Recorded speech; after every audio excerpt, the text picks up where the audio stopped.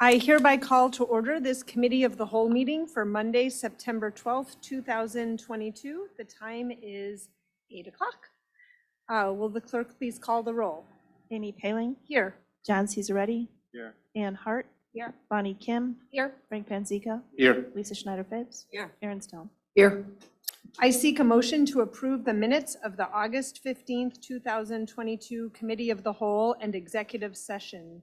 I move to approve the minutes of the August 15th, 2022 Committee of the Whole and Executive Session. May I have a second? Second. Motion has been made and seconded. Board members, are there any comments, errors, or omissions? Okay, all those in favor of approving the minutes say yay. Yay. Motion carries. We'll begin with facility development. Mr. Panzica. Thank you. We have 3 items today, 2 updates and a celebratory comment on the playground. So we could start. Do we have, yeah. Corey, would you like to? All right, so planning and design work has continued for our projects for next summer.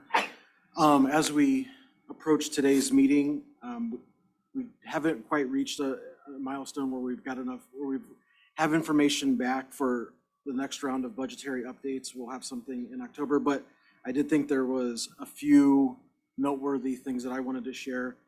And as I'm mentioning, just a few brief comments about next summer. If Joe or Sandra or Colby has anything they want to add, feel free to jump in. So the first thing is the state has a maintenance grant program where districts can apply. And if you are awarded, you have the chance to get a matching grant for up to $50,000. I've talked with our facilities and operations director and had a little bit of communication with our architectural firm, and we're planning to apply to get that. So it would be where we're at, and is probably be a combination of a lot of small things that we would put on the application, with the end goal that, you know, we would get approval and you know, get that matching $50,000. The district last did the state maintenance grant the summer I arrived, where they had gotten the $50,000 for some life safety electrical work at Ramona and the junior high. And it's a grant that previous jobs I've had, we've taken advantage of it. So if you have stuff, have smaller projects, and it makes sense, it can be a nice way to recapture a little bit of money. So that's something that we'll kind of continue to work through. And as we identify what items, we'll share that with the board. Then as we move to the individual projects, start with what I view as really good news. So at Central, as the engineers were going through and looking at the mechanical setup, one of the things that they discovered was that Central is already piped and set up to handle a chiller, something that we did not know existed. The initial budget estimate was for that project to do that at Central was in the upper 3 million range. While we don't have a new estimate, I do think that the savings that we can realize from this will likely be substantial. And to take it a step further, you know, we have several large spaces at each of our buildings that have AC. At Central, in addition to be able to kind of already be set up to go in and add that chiller and upgrade the electricity to handle that, the small gym and the auditorium, which do not currently have AC, once the system is in place, they're already set up to handle that as well.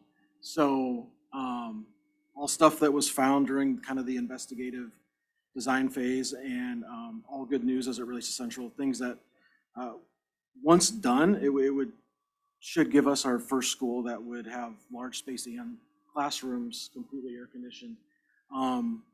You know, it's obviously a very nice surprise as we were going through the design phase. Another nice thing about that is that not having to do the piping work, that's a very intensive, it touches a lot of parts of the building, and it likely would have led to some asbestos abatement work. So that eliminates that from the equation at Central. So that's a really nice thing.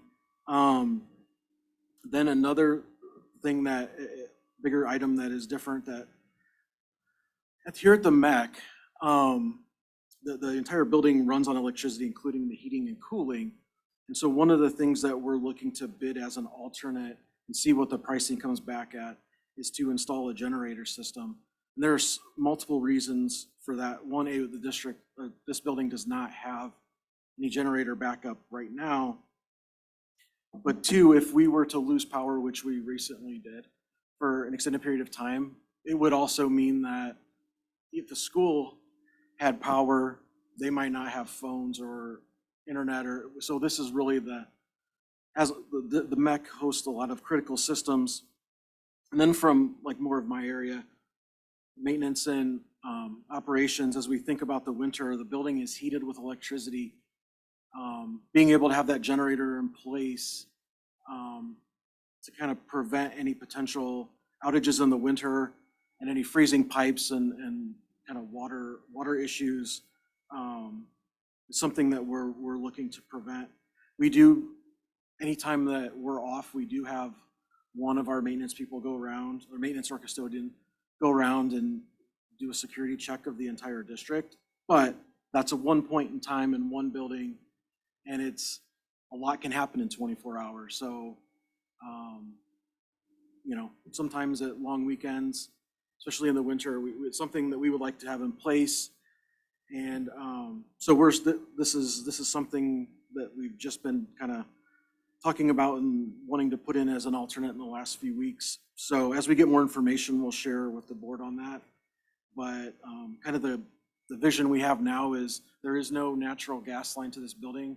We would be looking to tap into the road and bring a line to this building so that in the event power would go out, we'd still be able to keep the building warm and then keep our critical systems up and running at any time of the year. So that was kind of a bigger change.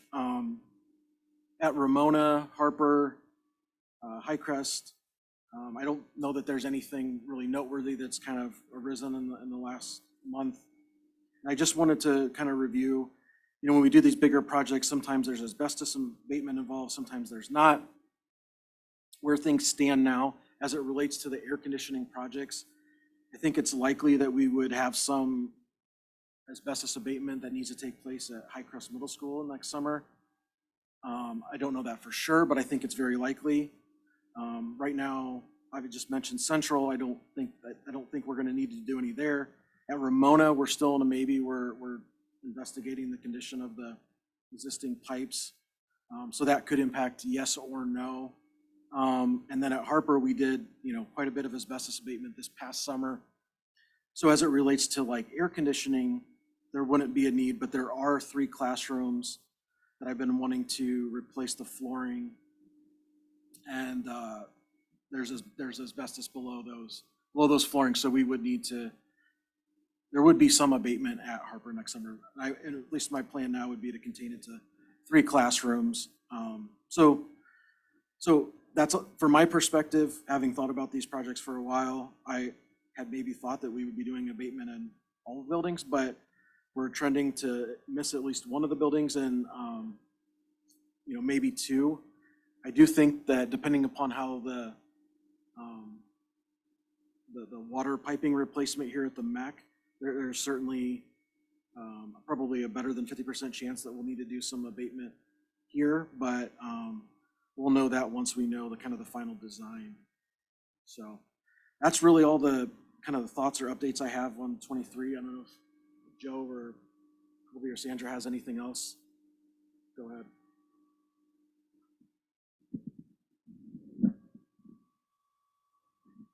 Good morning.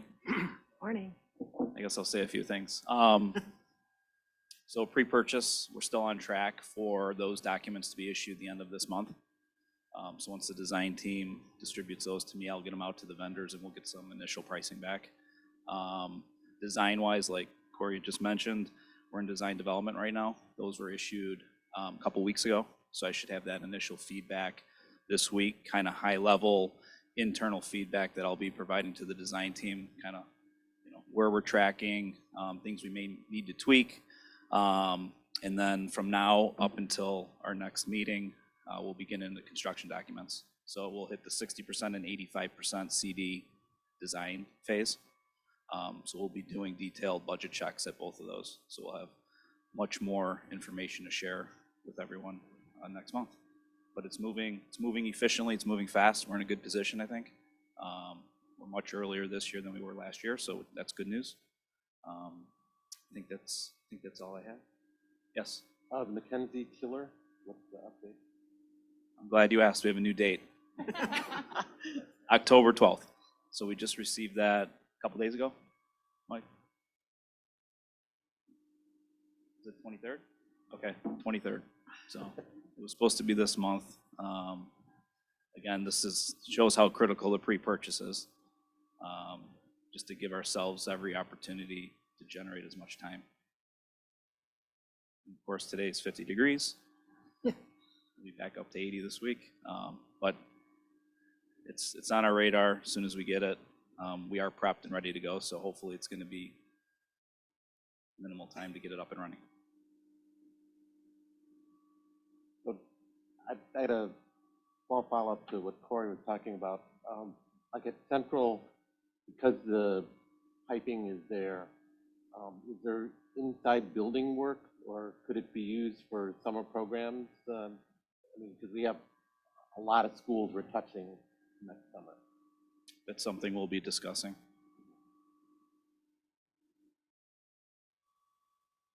Anybody have any other questions? Thank you. Okay.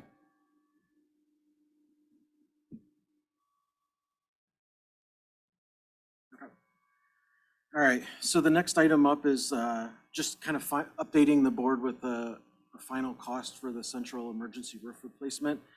So the original resolution that the board approved was for $227,500, and it covered roughly 11,000 square feet of the largest section of that roof.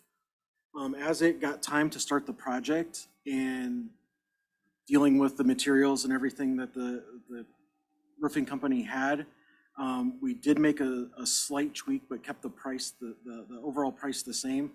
So instead of doing 11,000 for $227,000, they tweaked how they did the project, and they were able to do the entire section, which was 16,000 square feet, for the same price.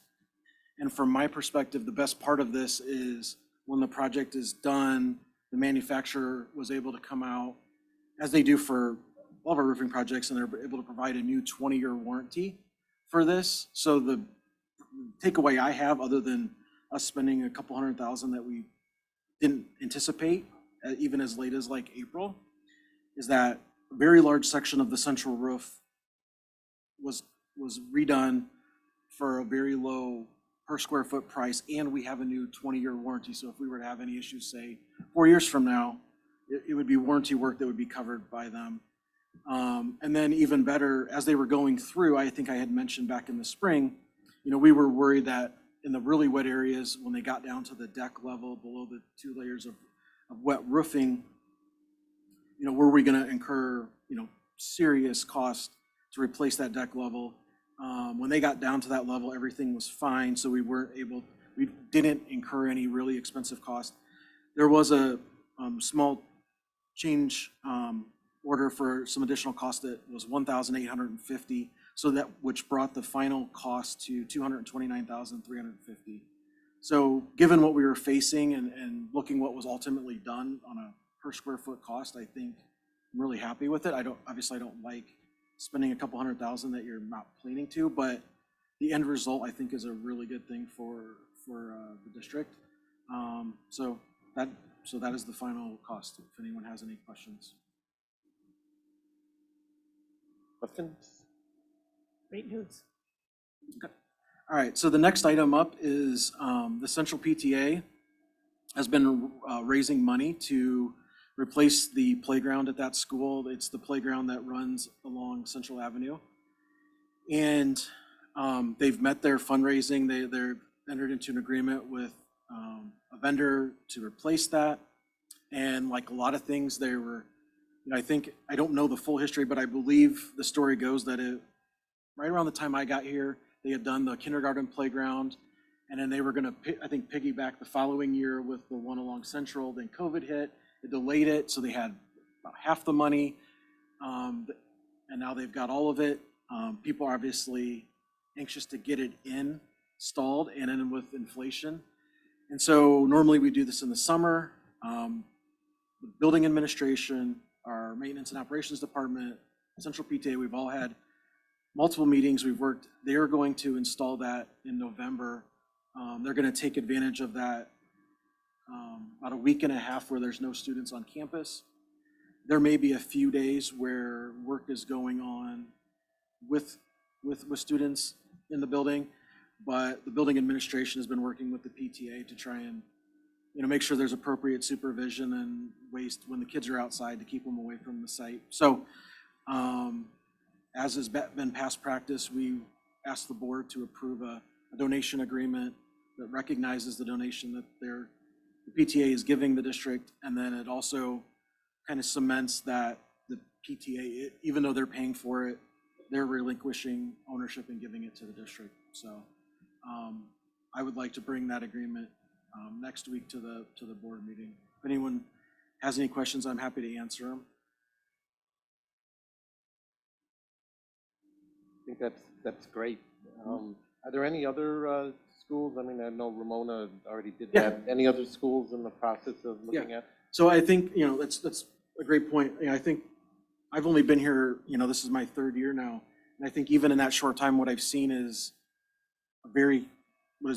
I view as very consistent, like, help from the PTAs in pretty substantial ways. As I mentioned, the Central PTA did the North Playground, which was the kindergarten area. Ramona just did theirs. Mackenzie's PTA is in the process of replacing the playground area right next to the blacktop. That is what I've been told on schedule to happen next summer. I'm not aware of anything at Harper, but then if you were to go to the middle school and the junior high, the Highcrest PTA just funded kind of renovating and cleaning up the smaller courtyard, which looks phenomenal. And then last summer, so summer of '21, the junior high's PTA spent a substantial amount of money to make both of the courtyards of the junior high look outstanding. And so we've had significant contributions pretty much across the board. And I'm sure if we were to look back even before I got here, that there had been a long history of that. So. Community support has been great and is an important part of the school. So I'm glad that we're making progress on all those. Thank you, Corey. Yep.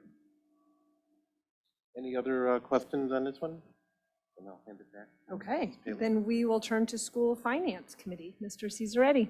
President Paling, all right, I think this is the Corey show. And we're going to talk about short-term borrowing. Thank you, gentlemen. Thank you so much for being here. Thanks for the donuts. Gentlemen and ladies.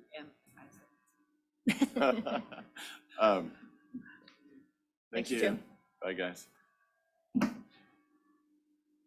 What are we going to talk about? Oh, short-term borrowing to get us through our strange, my personal characterization, tax season that we have for property tax. And then looks like debt certificate refunding opportunity and the tax levy timeline. Yes, all right. All right, so each of these items should be relatively brief. All right, so short-term borrowing. I just wanted to kind of let the board know of what could be out there. I don't think anything's definitive right now as far as District 39 needing to borrow money. I think it could certainly happen, which is why I'm talking about it today. But kind of the background is, I know we've talked about this a little bit before, Cook County's expecting to be, potentially 5 months or more late in issuing those second installment bills. And because of that, many governmental organizations in Cook County have already issued short-term borrowings to be able to cover their operations. We're in a much better spot where, we need to get into the winter before that would become a topic for us. But I had to talk to Liz Hennessy at Raymond James, kind of walk through what that process might look like should we need to go down that path. And so I just wanted to briefly outline that and then answer any questions that anyone might have. So just as an aside, kind of the current rumor mill in this is coming out of Cook County is that the second installment bills would be sent out. Their goal is right now to get them out by Thanksgiving.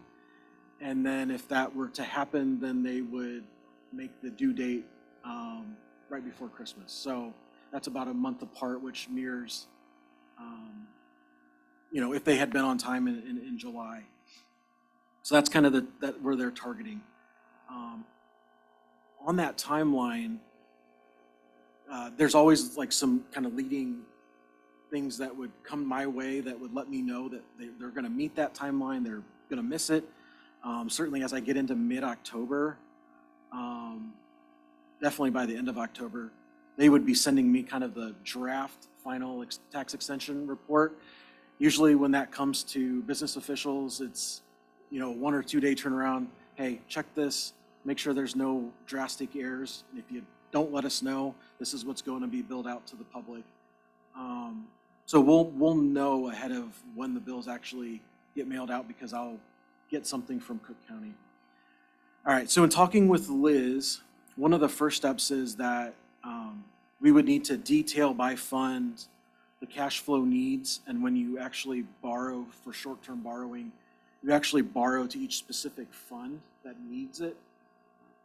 So I will firm up that calculation over the next month and then have something for the board at the October Finance Committee, and then show it by fund, and then have an estimate of like, okay, at this point, this is when we might run out of money if no property taxes have come in as we end the calendar year.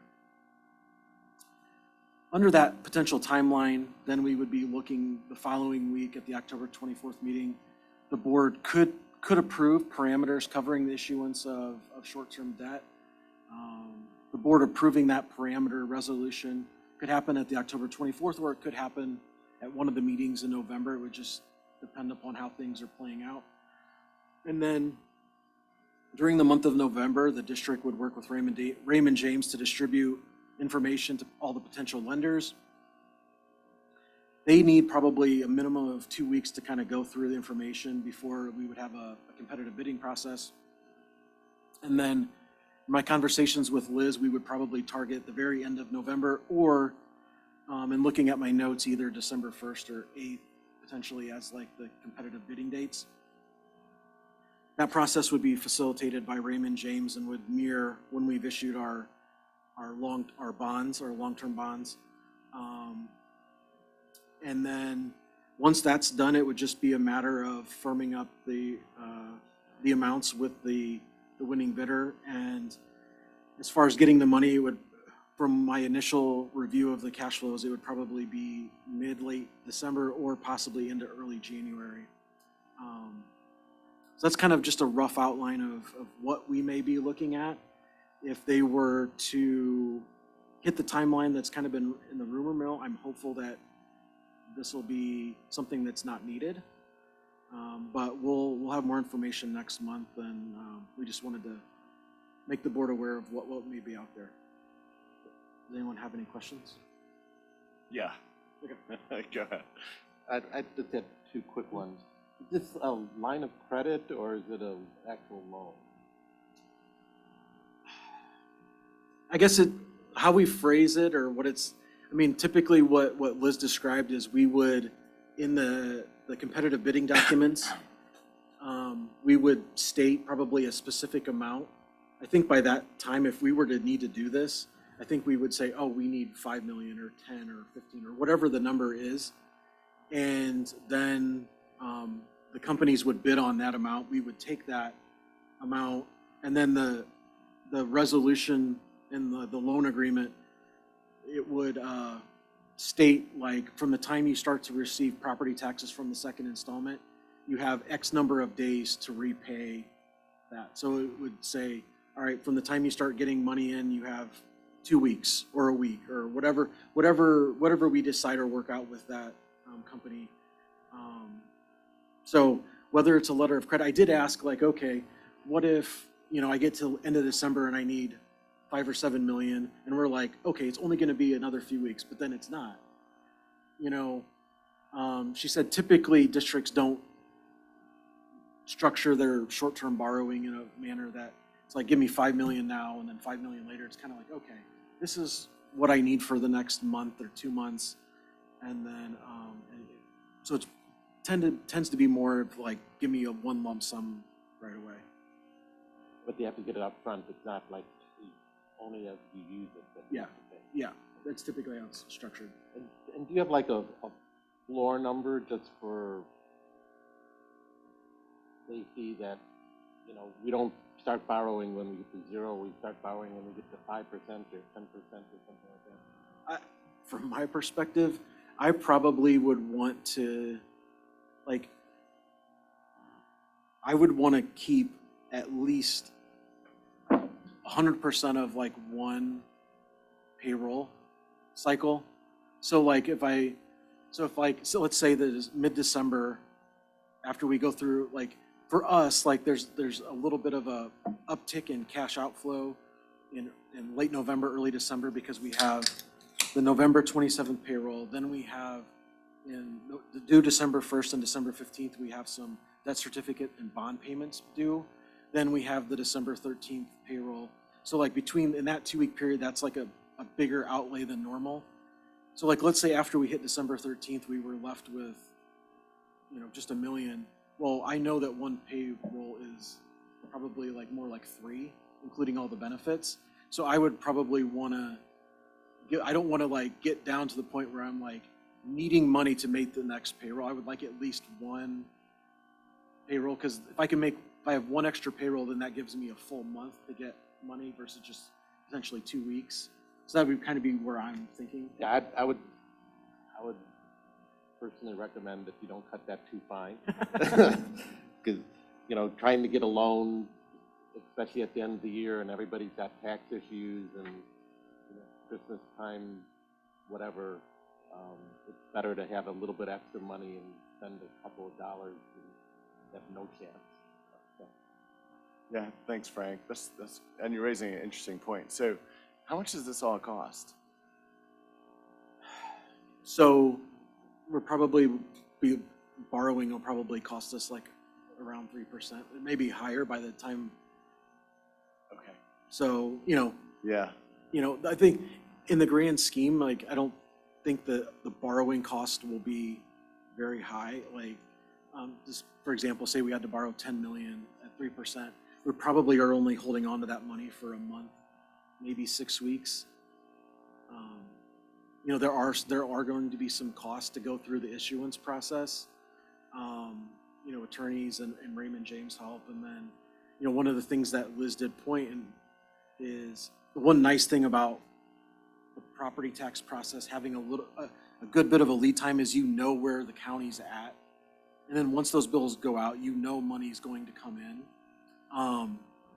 Because if you were to like bid out, a bank is then holding capital for you. And if you were to like bid out and then not need it, she did say you probably would have to pay them something, not as if you had borrowed the money, but you'd have to pay them something because they were holding it. They were foregoing other opportunities. So, which is the nice part of like the timeline between bidding to receiving the money is pretty short. So I don't think that will be a problem, but it. Yeah. Oh, that's helpful. So 300,000 per 10 million or so. But like we would only need it for a month. But it would still cost 300,000? Sure. It'd be some fraction of that? Yeah, some. Oh, okay. yeah, it's 3% for the year, but it's only a month. Oh, that's helpful. Yeah, so I think. I think potentially 50,000 or less would be my hope. Yeah. Yeah, I mean, I'm curious about other people's thoughts. I think if there's any risk whatsoever of, anything happening as far as making payments, that you be very conservative about how much you borrow, which means you borrow a lot. So, and then I think my other thought is the first installment, I always forget how this works, right, of the next payment is due in March. Yeah, March 1st. So, and, you know, sometimes things don't work out in Illinois politics.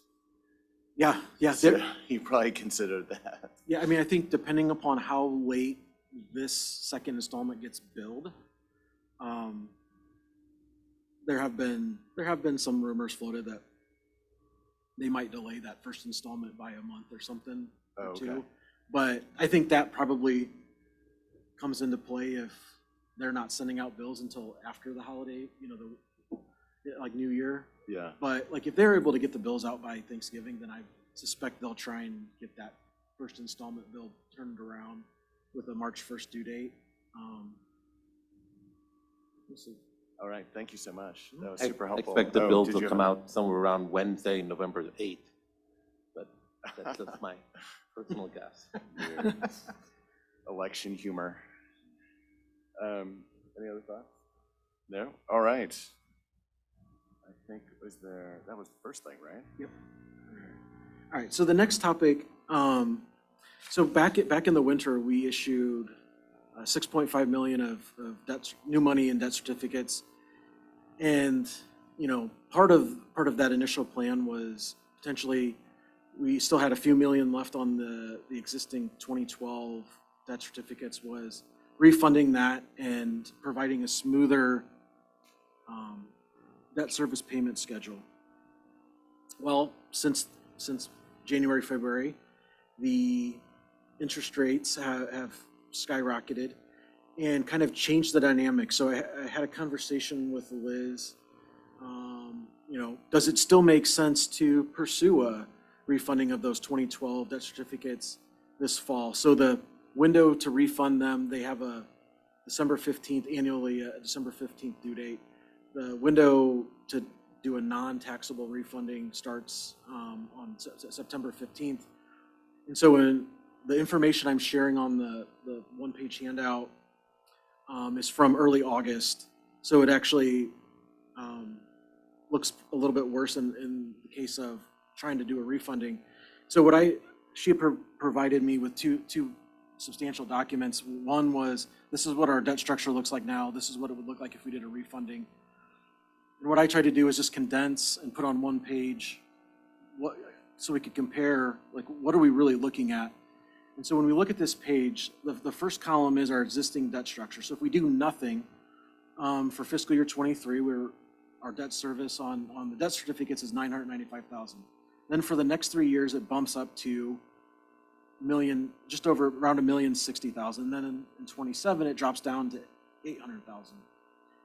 The idea had been like, let's smooth that out, make it, and save a little bit of money on the refunding and make it about $1 million a year, which was our goal in the repayment. Well, with the way the rates have risen, the potential refunding structure would look at just over $1 million. So it does smooth it out a little bit in that second column.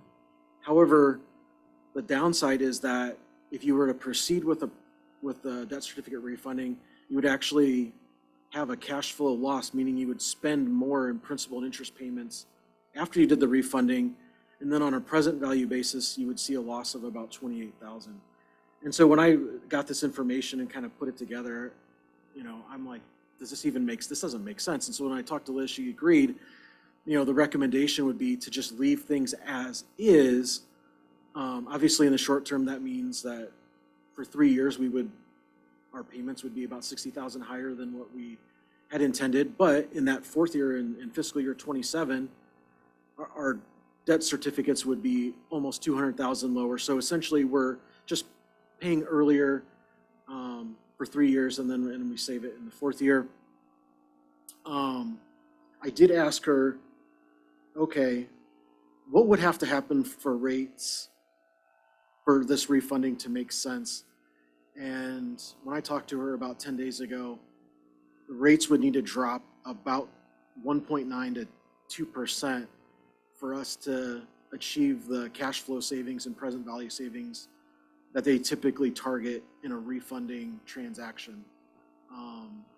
So I guess right now, the recommendation is that the district just sticks with the existing debt structure for our debt certificates.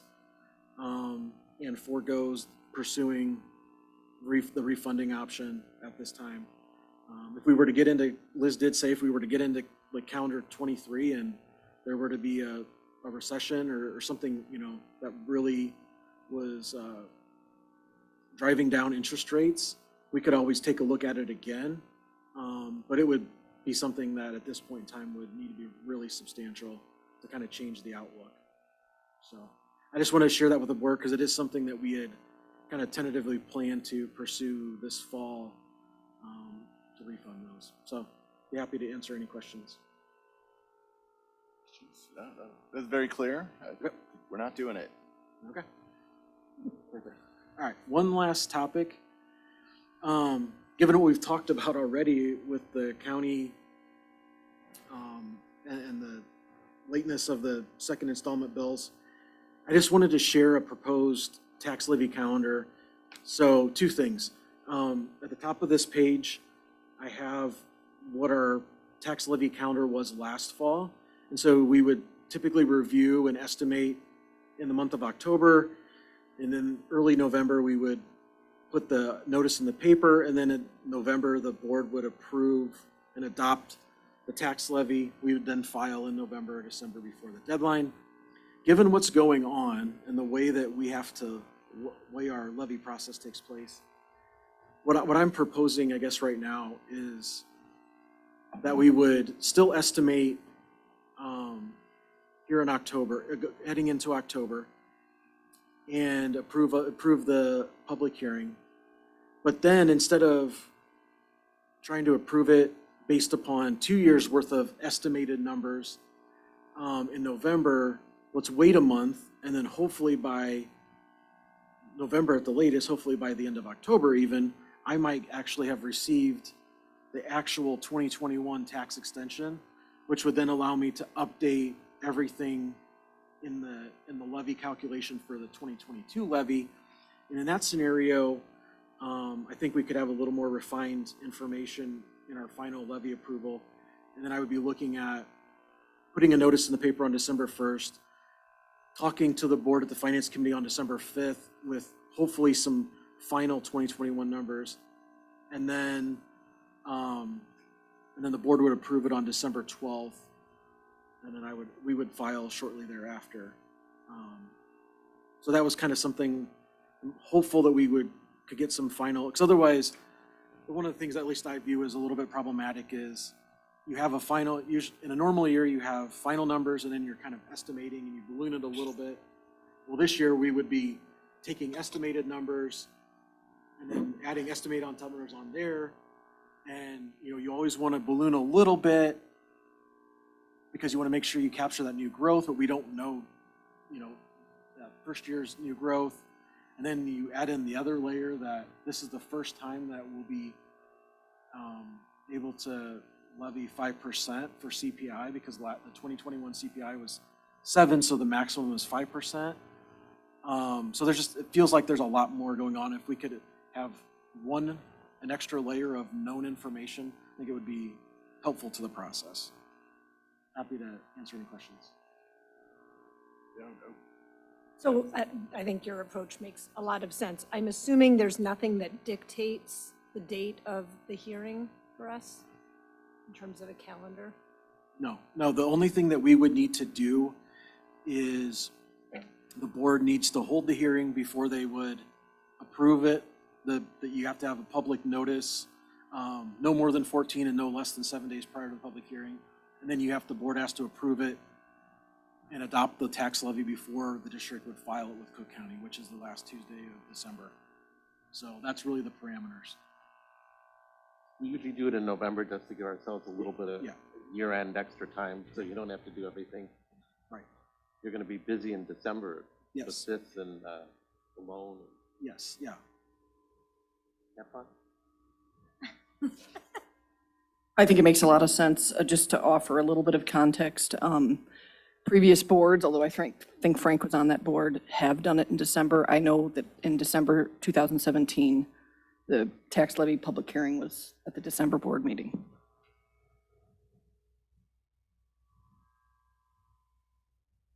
Right, thank you. Thank you, appreciate that. Get back to you. Great. President Okay. Bailey. We will turn to Strategy Committee. Mrs. Schneider-Fabes. Ma'am, thank you. Now I'm going to turn it over to Dr. Kramascoli to talk about MTSS. We had talked about it last time and wanted to go a little further. We did, thank you. As we were reviewing our action steps, we were talking about MTSS and many of the trainings and updated procedures and protocols that we are incorporating into our planning. And we understood from the board that an overview, kind of just a really high-level overview of those structures might be useful to the board and potentially to the community at large. So our team has put together an overview of the multi-tier systems of support that we are implementing this year, and we're really proud to give you, again, a high-level overview, but just a sense of what's happening in our schools in these regards, because it does look and feel just a little bit different than it has in the past. So I will introduce Katie Lee, and we have Kelly and Kristen all here to help. Actually, we're all here to present this overview for you, and so we'll just get started with Kristen.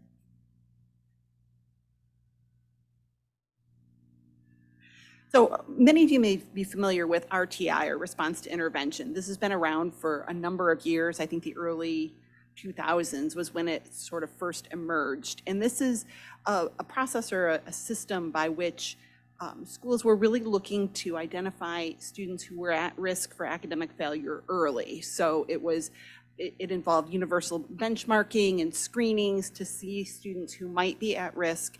And then the goal was to intervene quickly so we could catch students up and not end up with students who fell behind significantly. It became part of the Illinois requirement and ultimately the federal requirement for eligibility for special education under the category of learning disability. And in many ways, RTI sort of became synonymous with eligibility for special education. It became kind of the process that people went through in order to get an eligibility. From its very core, though, RTI is really about identifying students who are either struggling or who are significantly above their grade level peers, and then intervening, providing interventions that then continue to develop their skills. And so if you look at the visual here, we have Tier 1, which we talk about a lot, is sort of what we do for all students in the general education classroom. That is what all students are. It's our curriculum. It's based on the Illinois learning standards, and it's what all students receive in terms of instruction.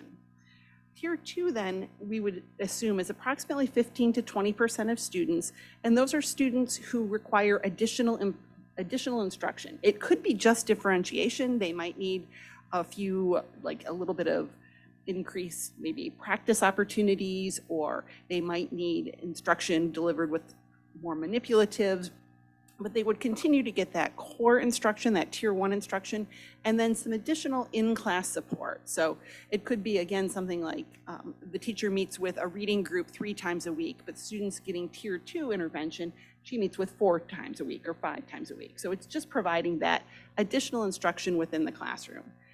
Then we look at Tier 3, which is that individualized and intensive instruction, and that's about 5% of our students.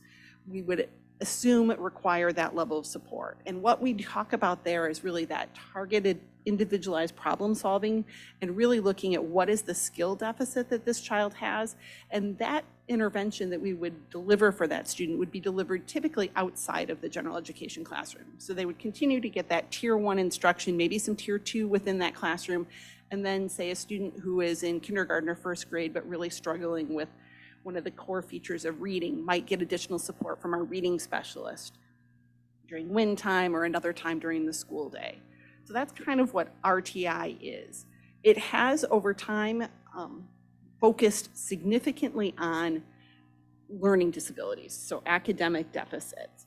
And we're going to talk a little bit about MTSS, which really becomes much more of an umbrella and a whole system to support the whole child, not just kind of that academic learning. I think Katie's got the next one. Yes, sure. And as you can see, as Wilmette District 39 adopted the response to intervention, you've heard about it, you're most familiar with that. But there's some language within this particular approach. For example, in Tier 2, we talk about at risk. And that term has often been misunderstood. like Kristen said, a lot of the examples are they just need additional support. It doesn't mean that they're at risk of anything beyond additional practice needed or some other reteaching to kind of maintain their progress in a tier 1. So it really is a great approach. I think there's portions of it that have been assigned to mislead you to be one way versus a full system to help the needs of all students. And so what we want to share with you is that the MTSS are multi-tiered, so the tiers that the RTI had are there. We're not getting rid of something that's really working well. The idea of RTI has been well received and it's a good process. And it also primarily seemed to focus on academics, but as behavior and SEL has been incorporated, we're talking about a systems approach to supporting the needs of students. We want it to be proactive. It's a comprehensive framework that includes academic, behavior, and social emotional. Absolutely. What's the difference between behavior and social emotional? Well, they're often tied together, definitely, but do you want to speak to the difference? Yeah, so social emotional really is sort of the core of what we're looking at in terms of behavior as well, but social emotional, we teach social emotional learning skills through our SEL standards throughout our core curriculum. Behavior is much more about the systems that we build around students to help facilitate their ability to follow the rules. It's more about teaching the expectations.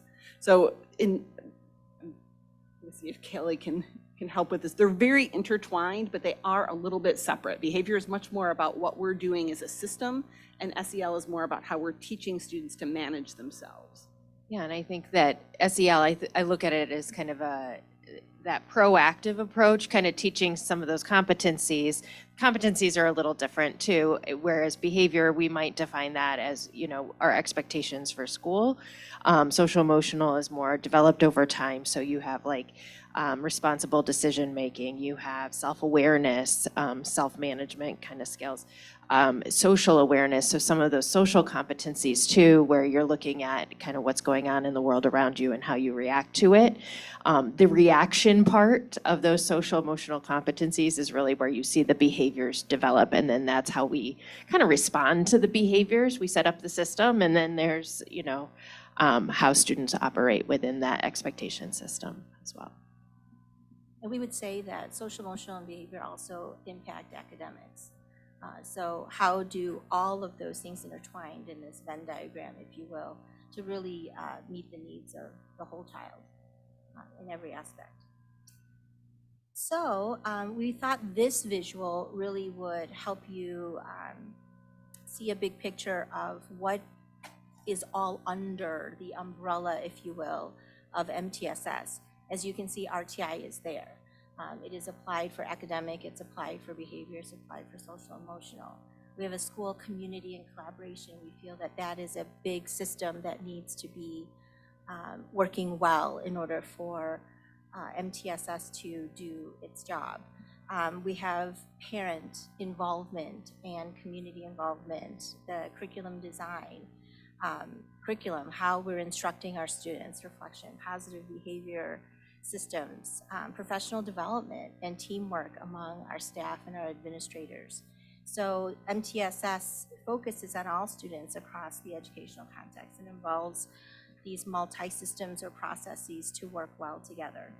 So we were talking about how do we give an analogy of this that may help understand the difference between RTI and MTSS as we see it, and I don't want to mess up. So I have my notes. MTSS is like the healthcare system. So like your primary care doctor, your wellness visits and regular appointments, the things you do to be proactive about your health.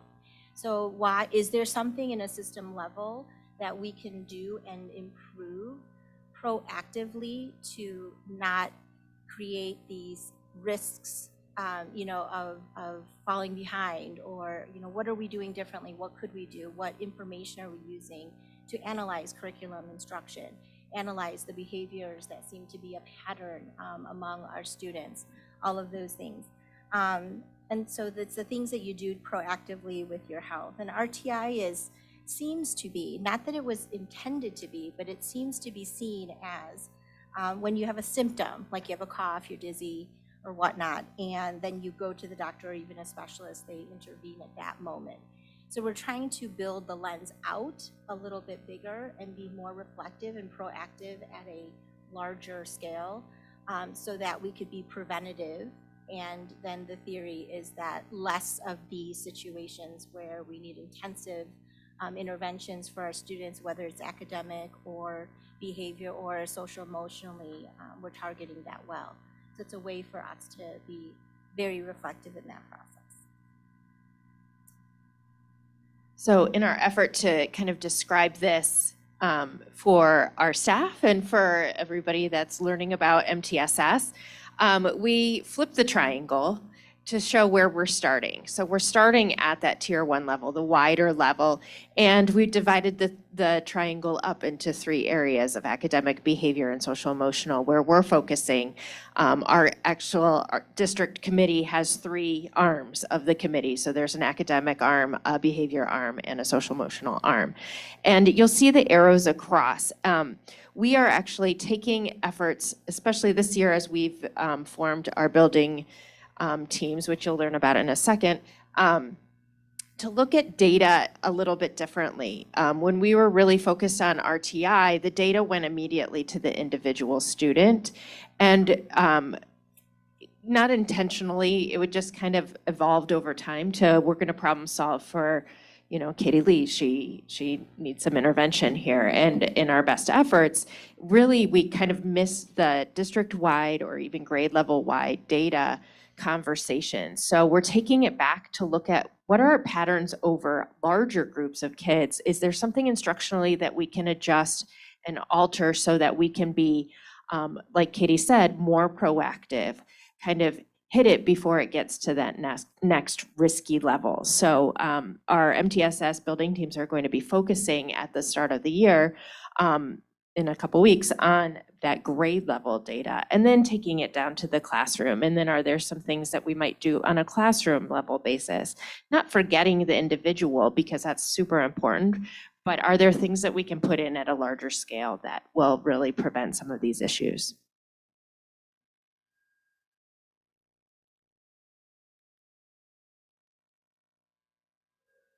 So, sorry, that was mine. We asked the question, really, what does this mean for our implementation? So what is fidelity of implementation?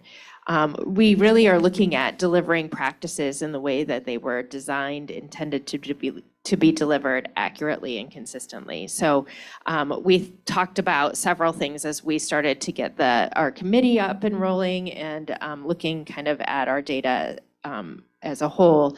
How are we looking at our fidelity of implementation of MTSS in all of these areas? Is the current ILT, so you'll remember ILT, our intervention leadership team, effective in supporting that implementation? Thinking about the upside down triangle and the 3 areas.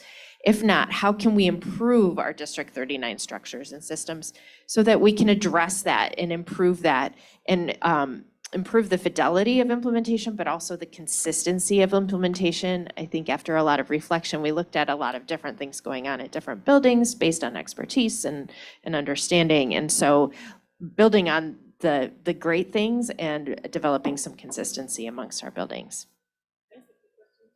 Sure. Where is the ILT in the umbrella diagram? Is it under the RTI? So the ILT, we're going to talk about kind of how that's transforming in a minute. What we've done is we've taken the ILT structure and we've adjusted that. So now we have an MTSS building team. So each building has an MTSS team that's responsible for the implementation of MTSS at the building level, and they are responsible for talking to the individual teams of teachers or classroom teachers, and that's where the RTI process comes in. So there's it's an adjustment. So the ILT is kind of being replaced by the MTSS building team, if you will. Right. So later on, we're going to go through the intent and purpose of the MTSS team in more detail. But under this umbrella, if you look, You know, it'd be a lot of the teamwork aspects. It would be a lot of the professional development and training and support, and making sure that they are super knowledgeable about the process so that they could coach at a building level. District level will provide the support for the building teams. The building level will provide a lot of the training and preparation for making sure that the fidelity of implementation is happening. They would be the ones with the school and community collaboration. So there's pieces of all of these pieces that they are overseeing in the building section. And then what we are doing at the district level is supporting them in supporting their staff and teachers in this process. So we'll go through a few more slides. Can I also, one other thing about this diagram, and the reason there was a flip, I noticed maybe some like questioning facial expressions, but the reason we flipped it is because, remember with RTI, with the focus on just going directly to the student and not looking at the environment around, we wanted to communicate to our staff and also just remind ourselves as administrators that we have to look at a big picture first. So if we can be proactive, if we see a pattern of data, whether it's district-wide, grade level, or classroom, that shows us we need to approach instruction differently, or there need to be more curricular resource in a particular area, or some professional development for a particular standard, we have to own that and say, hey, let's sit back and say, what do we need to do to help, for example, 5th grade in reading? You know, or what do we need to do when all of our IAR data is showing that written expression is really low, right? So across the board, there's a symptom we've been ignoring, because if you don't look at that bigger picture, we've been focusing more on that individual student or that classroom level. Not that we still do that, but it's not as the first go-to in reflection. But all of these analyses, district-wide, grade level, classroom, individuals, happening at the same time. So it is not a slowed down process to get to the individual. It is not that at all. I want to make sure that people understand that the individual student is being looked for, but because all of the data collection and analysis is happening simultaneously. We just take district-wide data, we present that to you, we go down to the school, we go down to the classroom, we go to the individual students, and that's how we get informed of the areas that we should focus on. So I think we're here now.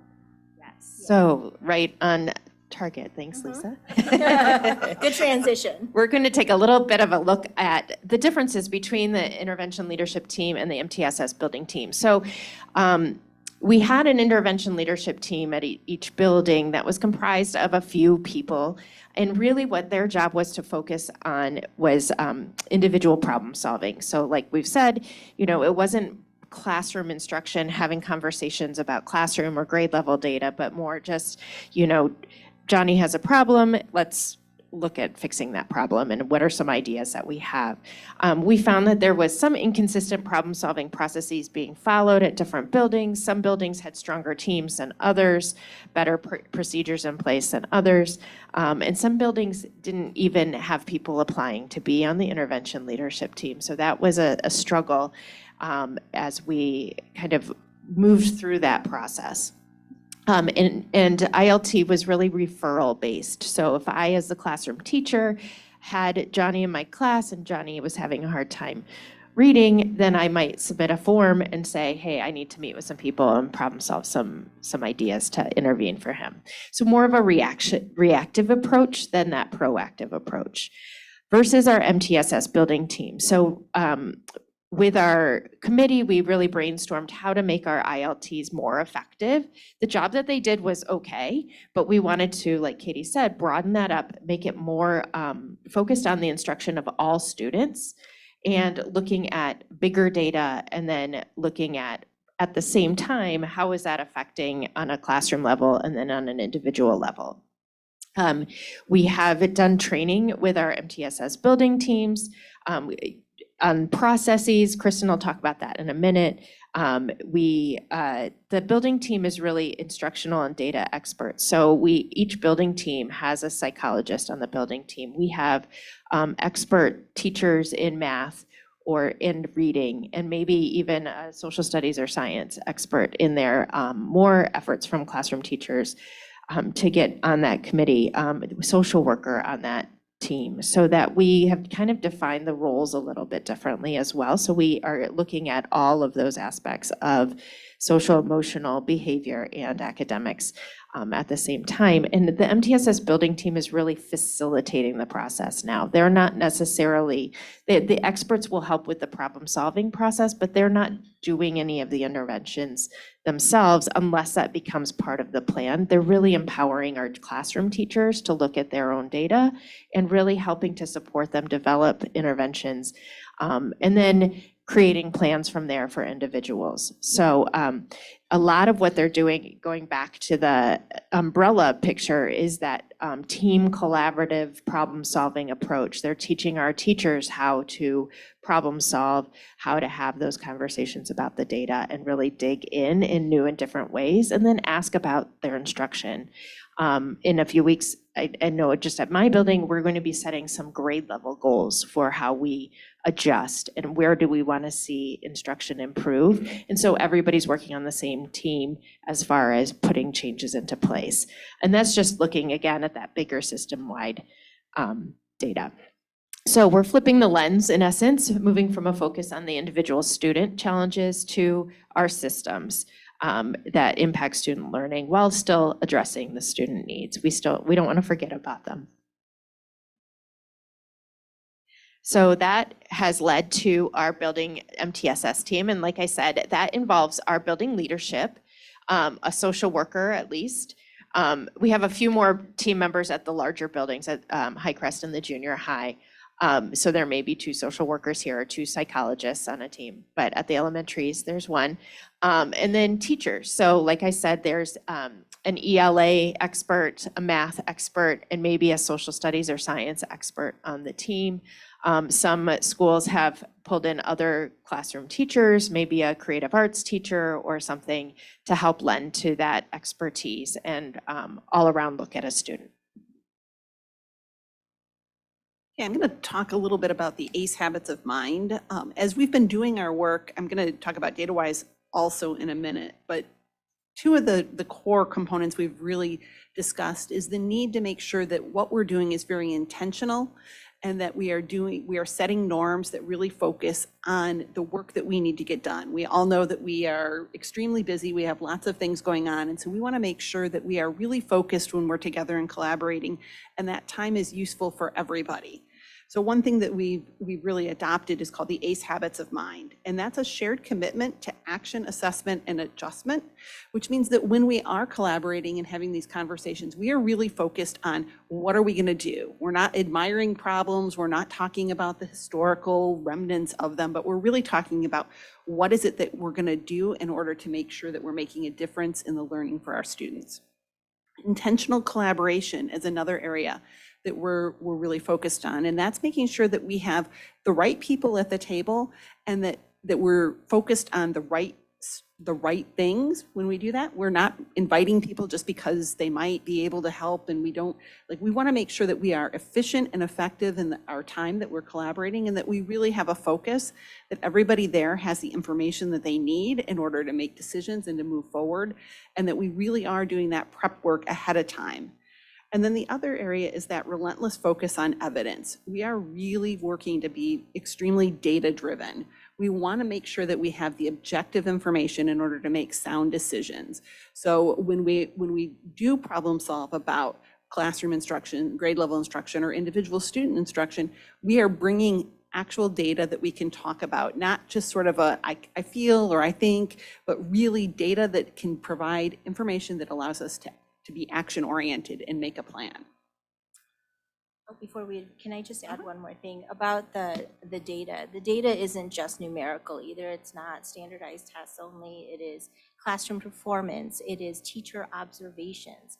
There are patterns of noticings that they might have during instruction that they would take record of and they bring to the table to share, hey, here are the many different ways that I see evidence that, you know, Johnny needs a little bit more help, or a whole grade level, you know, should really sit back and reflect on that last unit of study that we just completed.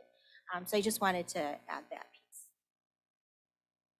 So I think you've probably heard us talk about the data-wise improvement process. We spent last year as an administrative team really working through it and learning about it. And we've been working with our MTSS building teams to help them understand and become well-versed in the data-wise improvement process.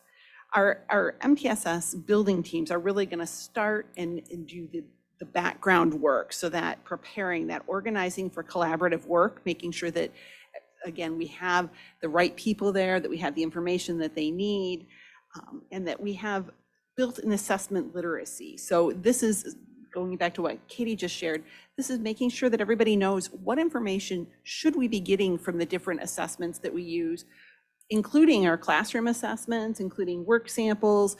What information do we get from MAP? How does that differ from information that we might get from IAR or Ames Web? It's really helping our teachers all understand and know what the data is that we're bringing, and what, you know, different data shares a different story. We have curriculum-based information, we have criterion referenced, where children are sort of assessed versus a standard for that grade or age level. We have norm referenced, where children are compared to different students at that grade or age level. So we've really worked to build that assessment literacy and help our teachers understand exactly what the information is telling them, so that we're not making overgeneralizations or undergeneralizations, that we're really able to use that data. The next section is the Inquirer. So that's where our teams will get together in those collaboration meetings throughout the year and really look at the data overview, the information that we have about the data that we have for students. How are our students performing? How do they perform within the classroom? How do individual students perform? What does that look like compared to grade or district norms or district level performance? And then dig into that data. Where do we see strengths and weaknesses? Are there areas that we need to address within the district, within a grade level, within a classroom? Or do we need to look at individual student data? Are there instructional things that we need to change? Like what do we need to do as we dig into that and examine our instruction in order to make sure that we are really working with our students and making sure that they're meeting the goals that we have for them? And then the last section is ACT. So in action, and again, we want to make sure that this process is very action oriented. We don't want to take weeks talking about different things. We want to make sure that we have the data we need to dig in and to make an action plan. We want to make sure that we develop that action plan and that everybody who is on that team understands the action plan. They understand what it is we're doing, they feel comfortable with implementing it, and that we have a plan to assess how we're going to implement. We want to make sure that we assess the progress. We have to have a goal so that we know if we're making progress toward our goal. And then we need to both act and assess. So it's really important that, again, we develop that action plan, that we develop a way to assess, and then we do it. You know, it was very intentional that the administrative team got the support first, where we actually engaged in learning about an approach of data improvement process, or just how to prepare for collaborative work. I think that, you know, one of the things that we do well here as administrators is we're very vulnerable in our reflection to say, hey, this is working here, hey, this isn't working there. What is it that we need to do? So what you just heard are some things that we want to make consistent, that fidelity of implementation. It's not that we weren't, you know, doing our very best before, but I think we've learned ways in which that we can improve in our systems and how we support our buildings and our staff and our principals in making this actually come alive and with fidelity and consistency. So one of the things that we looked at was the intent and purpose of our building MTSS teams. This is definitely a leadership team. The staff members that are on here, we see them as teacher leaders or staff leaders within the building. We acknowledge their area of expertise. We know that the administration needs to be very involved in this, and they also need support in learning. So this summer, we actually spent a couple of full days, August 1st and 5th, making sure that we bring that team together and we go over all of the vision, the mission of this, just to review, also sharing in what their role specifically is and to be really supportive, and we plan to do that throughout the year. So as far as the intent and purpose for the building MTSS team, they really are the leaders of implementing MTSS at the building level. They are the ones with hope, and we plan to support, we meeting the district, organize and plan for those meetings, understanding assessment and build assessment literacy. If there's any member of the team that needs a little bit more training on that, we need to provide that as well. Presents the data to the various groups with the intention of analyzing the data that's collected, guides the problem-solving process, and consults on intervention planning. The other piece that seemed to arise from our reflections is we're not sure exactly what our role is. You know, I know what my role is as a classroom teacher, but then now when I put on an intervention leadership team, you know, hat, what does that mean? And so that was, you know, feedback that we received, and we wanted to be clear in what are the expectations, what are our expectations of this team. And so we try to delineate and correlate it to the different tiers, like school-wide, grade level, or content areas. Here's what you do, here's what we want our classroom teachers to do, here's what specialists and other staff will do to contribute. So this is not an exhaustive list, it's a starting point. And so we just thought we wanted you to know that we were very intentional in, you know, defining expectations, roles, and responsibilities, and that's one of the things that was being asked of us in leading these teams. You know, what does this mean when I'm on a building team? One of the other areas that we're really looking at is foundations, or our behavior team at each building. And this is a little bit of an offshoot again of the ILT, in that we have members of the foundations and behavior team are really our classroom teachers, our related or creative arts, student services staff. We have administrators and other building representatives. So it may be a playground supervisor or somebody who works in the lunchroom. But the goal of the foundations and behavior team, so this is that behavior arm of MTSS, is really to establish a very consistent culture of positive and preventative, proactive structures and systems in each of our buildings. So the focus is really on building that culture of positivity, of proactivity, so that we are setting up our buildings so that it's easy for students to follow and know the expectations. We are working with Safe and Civil Schools, who does this across the nation, and we have our first training for our behavior teams, our foundations teams, at our September 23rd Institute Day. So this is our beginning to really make sure that we have those consistent structures across all of our buildings, which then naturally lead from those K-4 buildings to our 5-6 and then on to our 7-8. So we're all getting the same training and receiving kind of the same information in order to make that as consistent as possible. You may be thinking, wow, that's a lot of information, and how do our teachers keep it all straight? So we've set up an internal website where it outlines our MTSS framework. People can click on tier 2, tier 3, it kind of find out what that means for academic, behavior, and social emotional learning. There are various stages. They have information about the MTSS building teams and what their goals are. There's information and resources on the data-wise problem-solving process. So really trying to build a comprehensive resource for our staff so that they understand the process.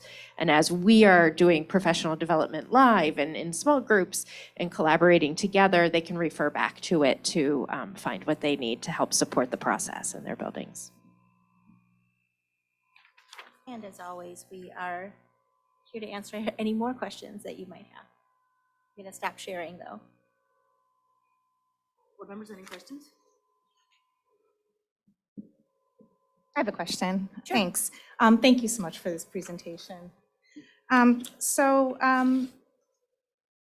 think there's a value in and of itself to scrutinize the system and try to see where you can improve on it. And my question is, how do you assess this approach moving forward? I mean, is the goal to reduce the number of students who end up in tier 3 or in the old tier 3? I don't know if you still use that Yes. framework in the MTSS, but is that the goal as you move into a more preventative approach, or is it simply that, maybe there will always be 5% and? Well, I think the tiers are there. So it's a positive aspect of RTI. We've just expanded it to, hey, there's a classroom level instruction on all academic core content areas. Hey, there's instruction that we could do at a school level on expectations for behavior or instruction in SEL. So that's all there. And also the tier 2, as far as interventions, and 3 are there. What you saw is our target goals. So what's kind of standard in any system, either multi-tiered MTSS or RTI, 100%, it is the goal that 100% of our students, regardless of their readiness, will get core instruction. They have the right to that. And then when we get to a tier 2 and a tier 3, it should reduce. What we need to do is look at our data and say, are we meeting those benchmarks? Are we higher than that? Are we lower than that? Of course, we want to strive to always be better than the minimum expectation. So that's how we'll know. I think we'll know with tier 2 and tier 3. Tier 3, just to be also very clear, in the past, tier 3 has often been confused as special education, and it is not.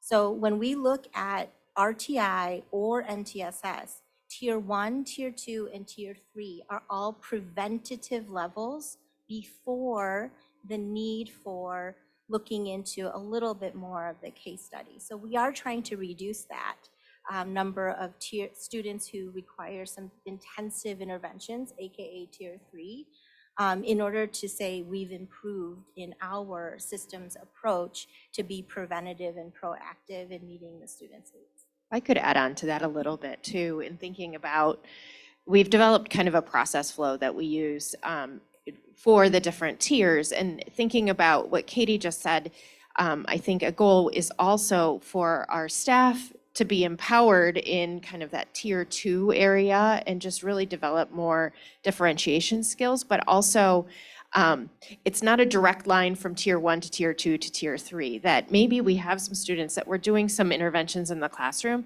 and then they're going back to kind of a tier 1 level, and maybe they bounce in between, but that doesn't mean that it's a direct line to tier 3. I think another secondary goal, just in looking at how we're trying to implement it at a building level, is really creating that culture of data discussion and collaboration around data for our staff, and really owning it and problem solving around it, not looking at it as like, here's the report that you get and okay, that's good, check it off the list, but more of a like, let's have some deeper conversations and let's look at how everything ties together as a result of that, our instruction and our students and what have you.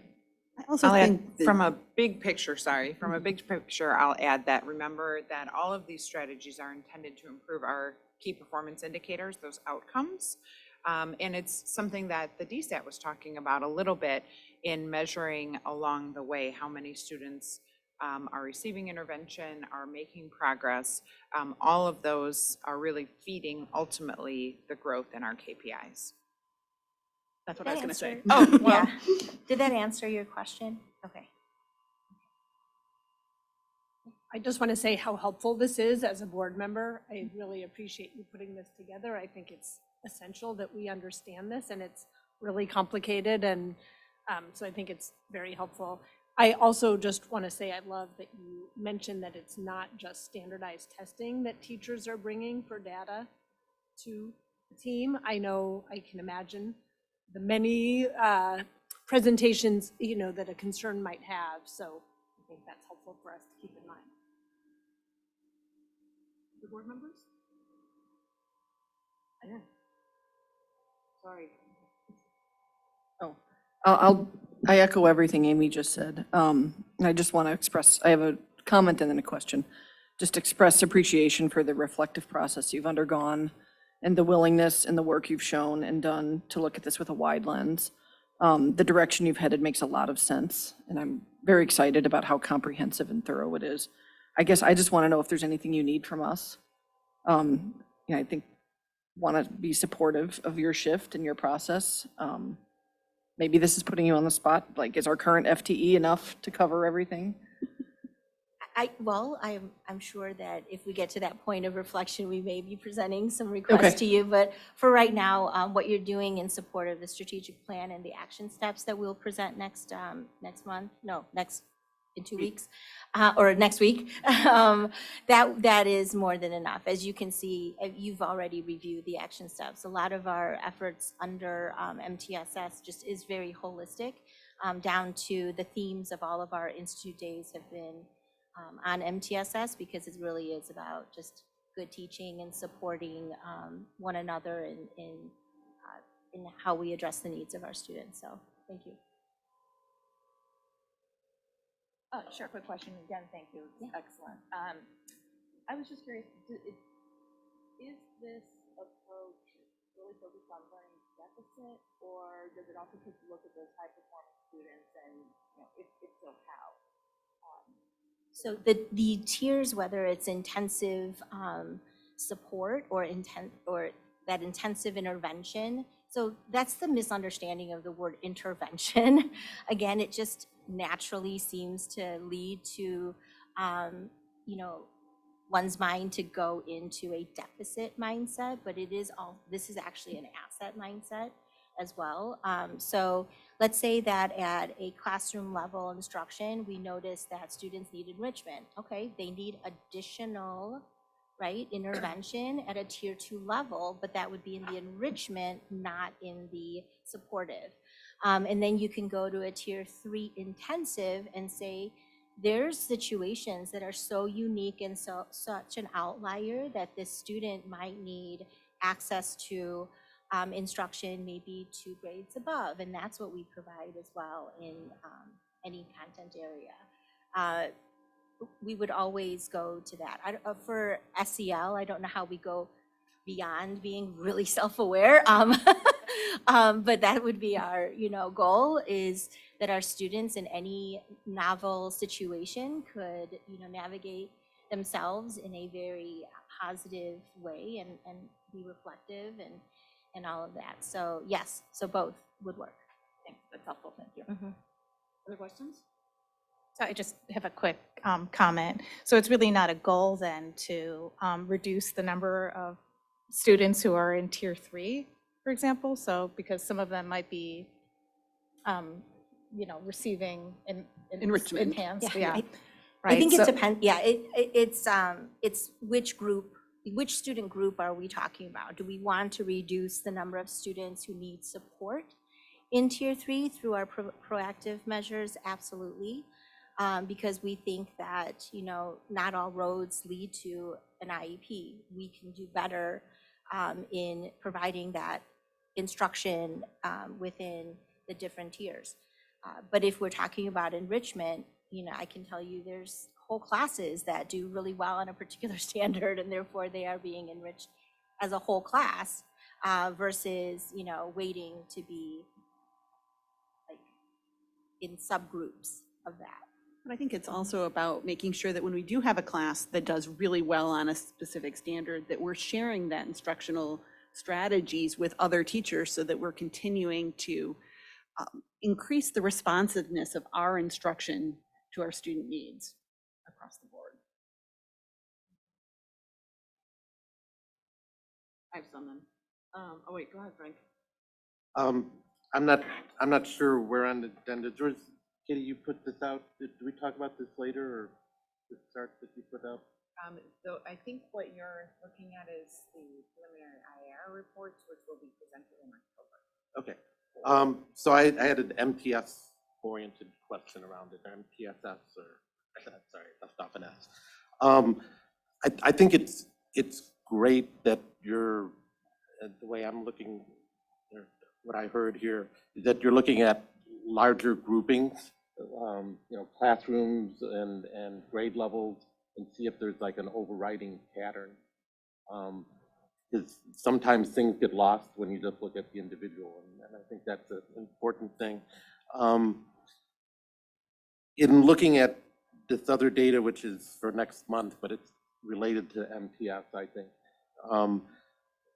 When you find a group that is significantly different, does that then become an area of focus? Or? Absolutely, right. I believe you're referencing our preliminary IAR results. I didn't know that you had it. So let me give you an example of which I'm going to steal my own thunder, I guess, from October. One of the things that we identified and noticed in our data IAR over the years has been written expression. This is something that you know. And we really thought about, is it our curriculum? Is it our instruction? What is it that's impacting the results for our students across the board? I would say from 3rd grade on up, like what is happening? And really, we reflected and had conversations and discussions. That's part of the MTSS process. And we came up with, we're going to try something here. Okay, because if our premise is based on our standards reports that our students are doing really well in their classroom performance with writing, what is it that is not translating onto our IAR results? And so what we did was, as a team, we brought we brought some teacher leaders together, we brought the administration together, we went through some, for lack of a better word, training. I would say more of heightening awareness of what is being asked of our students. We talked about, what's one thing particular to, let's say, 5th grade or 4th grade or 7th grade that our students could benefit from and maybe showcase their skills, because we knew that in the classroom they're showcasing those skills. It's just not showing up on IAR, and we didn't know what was going on. And so each of the teams came up with a plan, with district support. Then they came up in teams with a plan to say, let's do a mini lesson, or let's do an introduction, or let's teach, let's make sure that our students are well-versed in how to write an outline. Because one of the unique situations of a standardized assessment like that is that time constraint. And so, how do we get our 5th graders or our 4th graders or our 7th graders to manage that sustained time well? And so that happened, and what you see if you kind of scroll down the list under ELA is the result of that.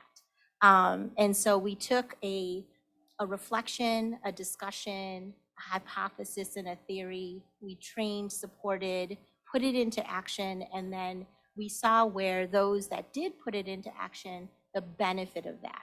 Just by writing more, just by making the students aware that, hey, when we put this in front of you, this is the expectation that these people that have created the test is asking you to showcase.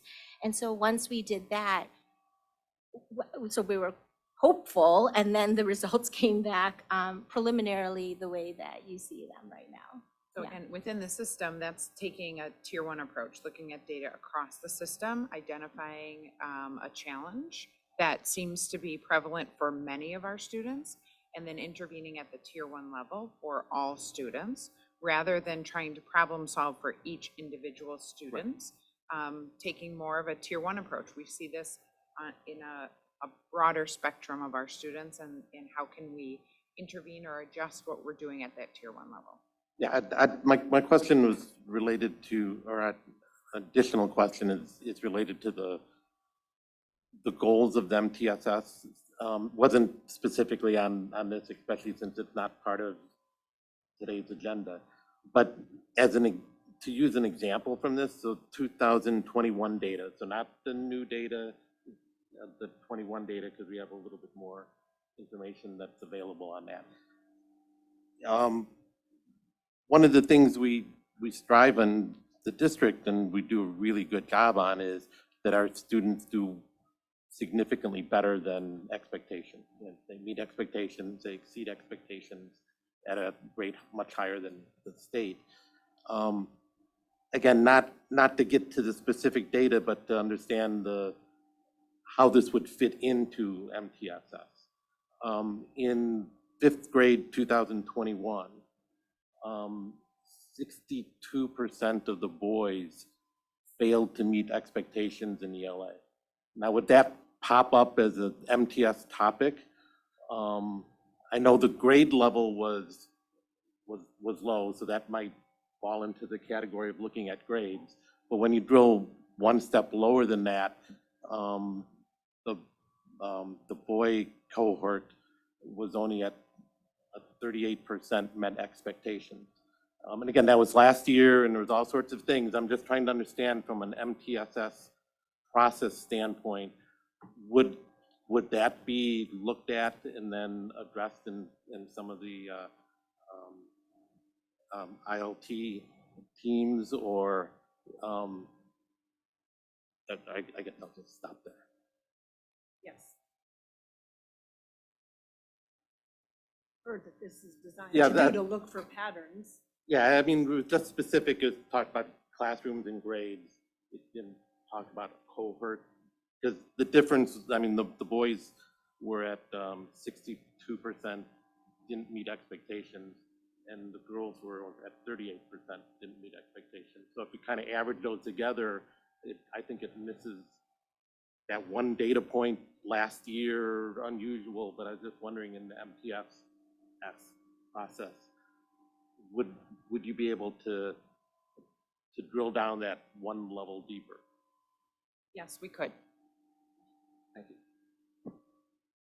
Other questions? I think I have to say something, since I'm the only one who hasn't said anything. Thank you so much. It was really thoughtful. I don't know if you could be more thoughtful. Really appreciate it. So this is really exciting, like, and I also appreciate the presentation because it clears up lots of things. The only question I have is, you had mentioned that recruitment for ILTs was challenging in some schools. So how's recruitment, how did it go for the MTSS team? It's, it went much better, much better. It went better. I think, I was going to say, by targeting specific groups of individuals and kind of reaching out, I think we had a much more successful way of doing it. Plus, I think talking more about the process and being able to clearly delineate what our processes were was helpful for staff too. Sorry, Katie. No, exactly what Kelly said. The defined roles was really helpful. I think I'll speak for the elementary level. We used to have in the ILT structure team reps, which meant additional members from each of the teacher teams. And rather than that, upon reflection for that group, it wasn't helpful to remove another staff member from that team collaboration structure to have them be kind of the go-to all the time. It really was a much better approach to say, hey, we've got this strong 5 to 6 member team that's going to go together to support all of the first grade teachers, all of the second grade teachers, rather than having it be the other way. So where the rep would listen to discussions, conversations, and then be a representative for an entire group. We've learned that this leadership team actually sitting at the table with the full grade level was much more effective.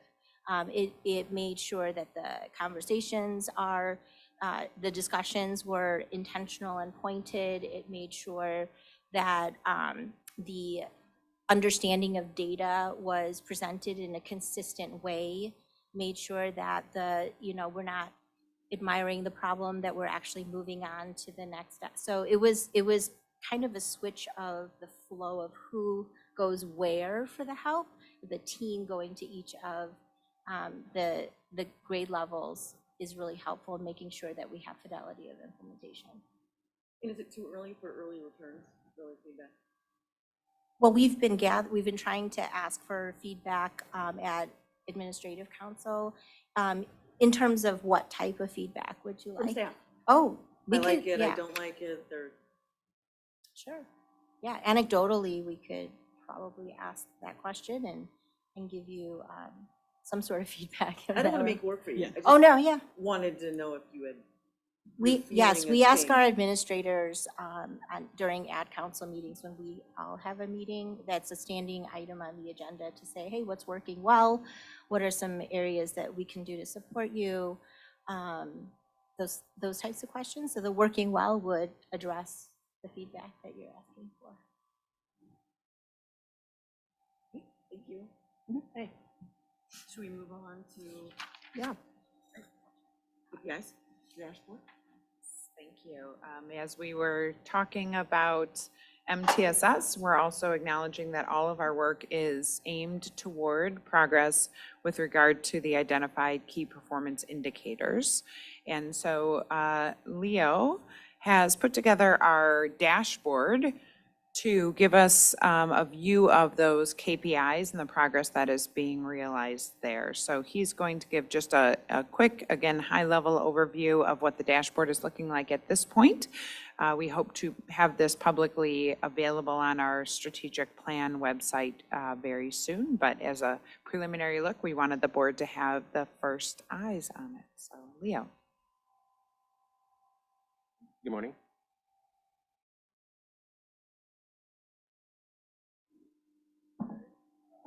Not sure that's on still, Leo. You have to hold it close too. All right, we'll try this, much better. Tony, can I borrow you for 2 seconds to try and figure out how to get this shared, please? But very grateful to have a few minutes to walk you through the dashboard, and proud to display what we've come up with as a way to kind of highlight and showcase the hard work of so many people, not only in this room, but throughout the district, to put this plan together, to come up with the action steps and these KPIs, which will be an external face to showcase our progress towards these goals, which is very important. You know, I feel grateful to be in the role to take everybody's work, make it clean, make it neat, make it pretty for everyone to be able to easily digest all of the great stuff that's going on with our strategic plan.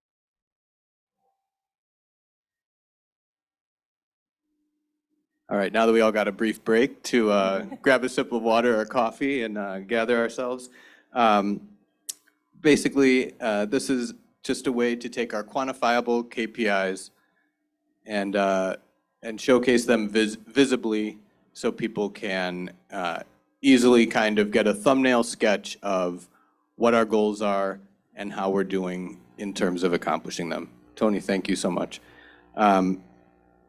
And the goal of this is to give transparency and hold ourselves accountable, not just with our work internally, but to all of the key stakeholders who are interested in our strategic plan and everything that we are working hard to achieve.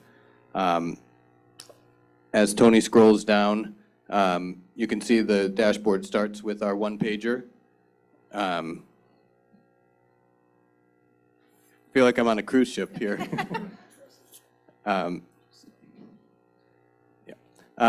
we start off with the one pager, which is proudly displayed in all of our schools and buildings with our portrait of a D39 scholar, as well as our goals and strategies. And then I figured that the best way was to kind of do these by goal and make it easy for people to figure out if they're looking for something specific. They can just go down to the goal that they're looking for. As you can see with goal 1, student achievement and growth, largely displayable data that we've received. This is all baseline data and kind of gives us a great starting point to see where we're at and how we want to progress towards these goals. The graphs display progress towards goal.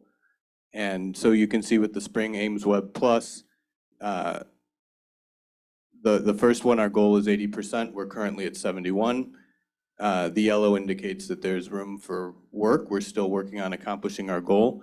The second one in the kindergarten and first grade one is green because currently we started at 87%. So we're starting off at a good place, and now the onus is on us to maintain. And as we scroll through, you can kind of see where we're at. I think everybody should be proud of our starting point. We set some lofty goals, and I feel like we're starting at a position of strength, and we can work to just get to our final point, or get to the point that we're looking to achieve. And I'm hopeful that this dashboard will show not only the excellent work that's going on, it also shows the areas that we've kind of identified as places we really want to gear towards improving and making better. And this is certainly an adaptable format, an adaptable dashboard that will be updated accordingly throughout the year to make ourselves accountable and give us a visual representation of how we're doing towards these goals. And I think it's a nice external facing dashboard to give people an easy thumbnail sketch as to how we're doing.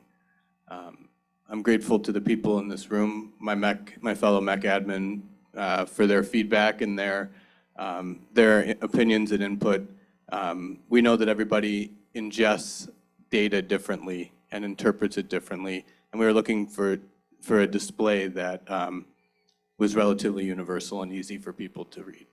So obviously, as with anything, any and all feedback is welcome. It doesn't necessarily have to be on the spot, but wanted to present this today as a way to showcase the hard work of so many.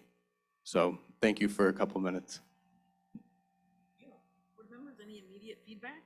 I have, thanks, Leo. This is really great. I'm really excited about this. And maybe you've done this and we kind of just got a quick skim through it, so I wasn't really able to look, but when you were showing the kindergarten and first grade, it wasn't clear to me what that goal was in relationship to, but maybe it's because I missed the heading, so.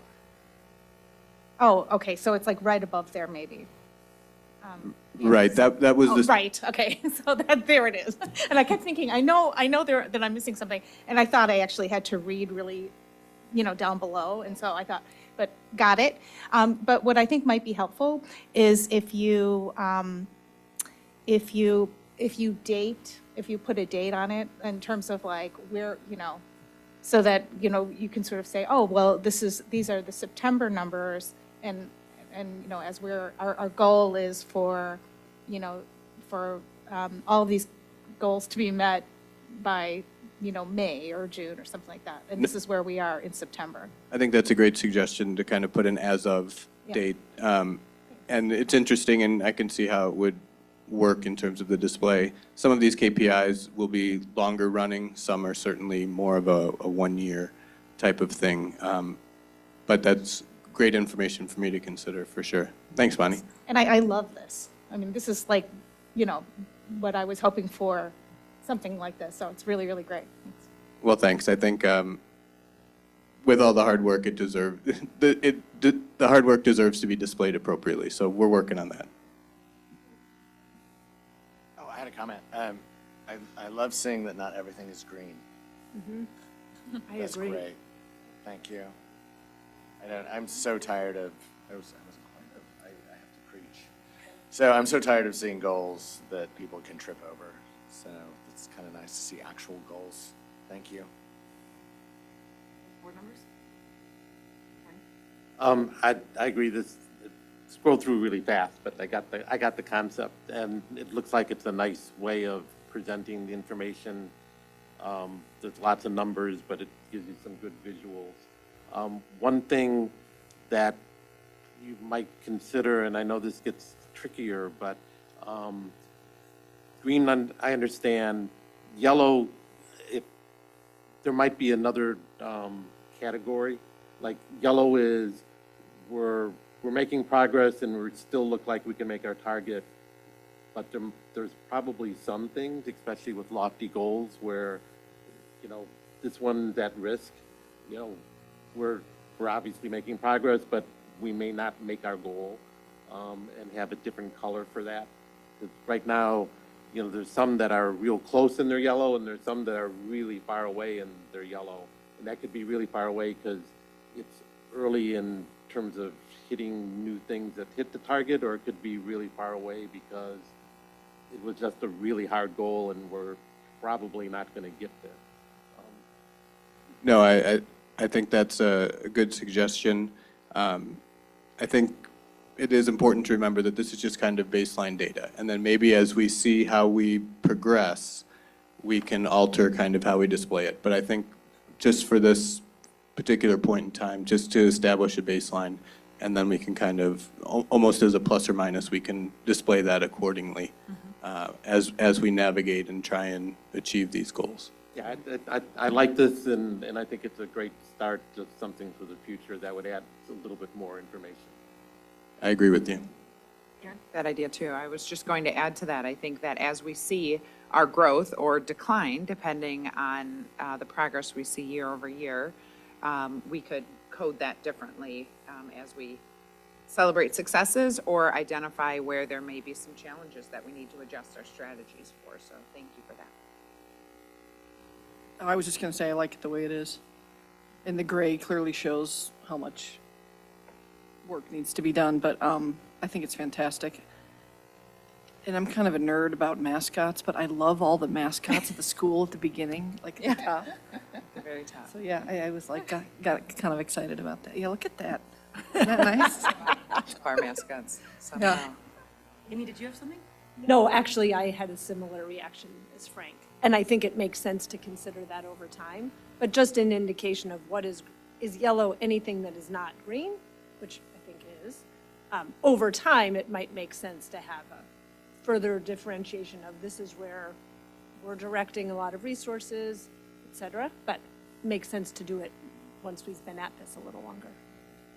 I love the transparency. I think this is, I don't know, I just think it's very open, and parents and community members will appreciate that. The only word I was going to say, the transparency, I think, is excellent. It's another place to reinforce all of the goals and the strategic plan, but it also just makes it so clear to our community if they're interested. Hopefully they are. And I just found it incredibly easy to digest. So thank you. It's great. Thanks, Ann. No? Then this concludes strategy. Great. Thanks, everybody. Thanks, Tony. Thank you so much. This brings us to an opportunity for the public to address the board. Are there any community members who wish to speak? Don't see any. So we'll move to old business and new business. I don't know if people want to take a break, or do you want? Okay. We're going to take a quick 5-minute break, and then we'll move on with the agenda at about 9:55. Thanks. Okay, we'll continue. Board members, is there any old business? Okay, we have a few items for new business, starting with committee structure. Yes, the board indicated previously a desire to look at two elements of your committee structure. One is how you're identifying representatives for our committees, those that meet during this committee of the whole. And the other is looking at how we identify the liaisons for CRC and Ed Foundation. Last year, there was a suggestion that maybe there would be a benefit of consistency. The drawback of consistency is that then not every board member gets to visit that group. So the board wanted to have the opportunity just to kind of talk about those options. So what we have done for today is offered to the board the meetings for CRC and the meetings for Ed Foundation. What you'll either need to do is sign up, each of you, for one of those meetings, 1 to 2 meetings, or identify 1 or 2 reps from the board who will consistently attend those meetings. Yeah, so let's start with those first. Okay, Yeah, perfect. so board members, who has thoughts about whether we pick an individual to do those, which it is important to keep in mind that's a hefty time commitment, because they meet monthly, or if you have thoughts about that being better to be consistent with each group. Ann? I guess I just have a question, just to clarify for CRC and the Ed Foundation. What should the role of the board member be?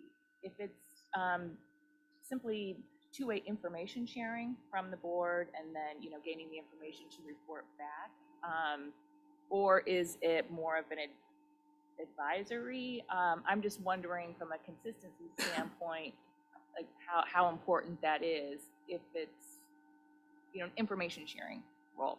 I think historically, that's the case, right? I mean, board members haven't been actively involved with CRC. That's a little tricky because we're ultimately responding to it.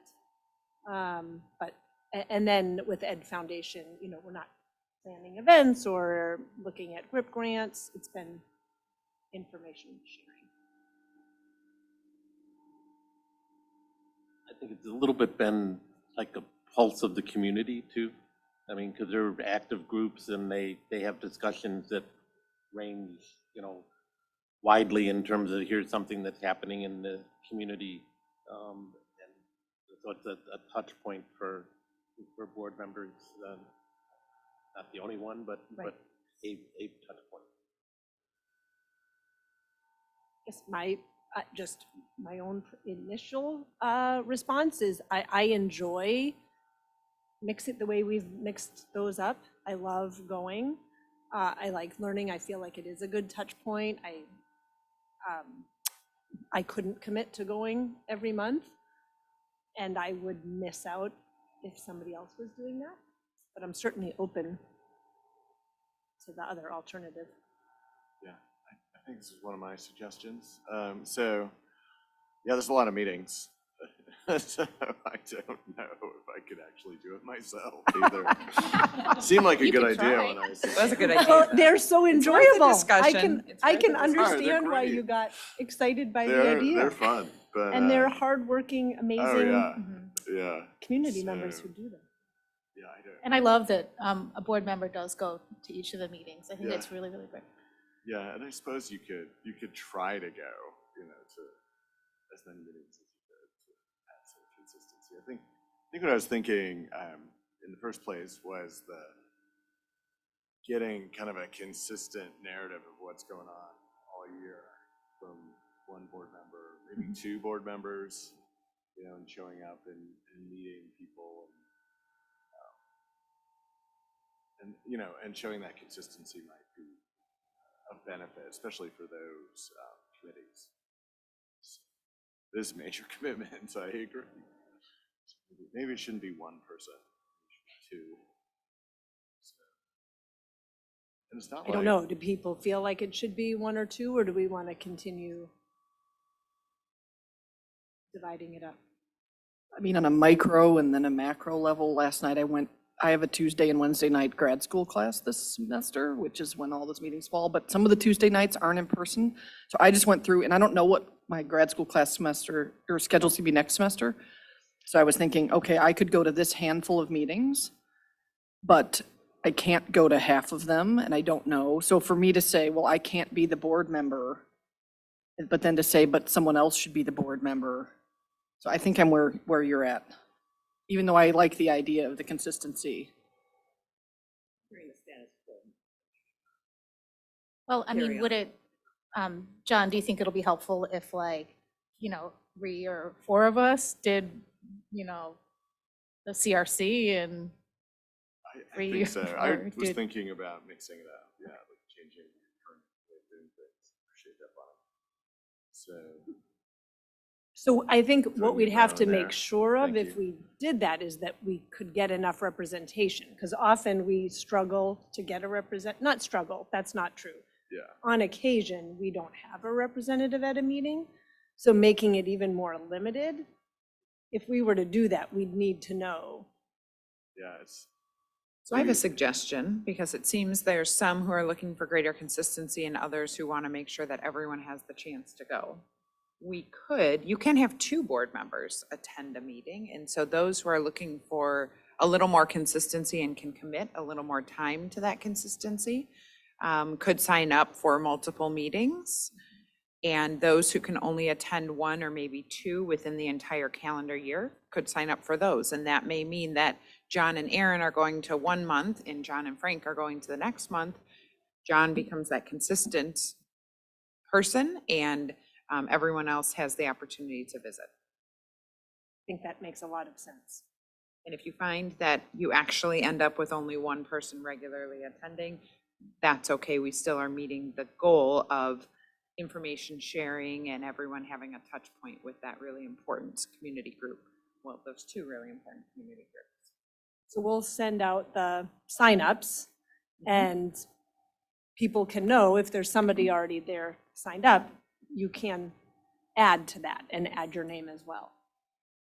Does that sound good? Okay, and then we can see if it works out that it can be really consistent, we could adjust in the future. So the next topic is about our committee structure for these meetings.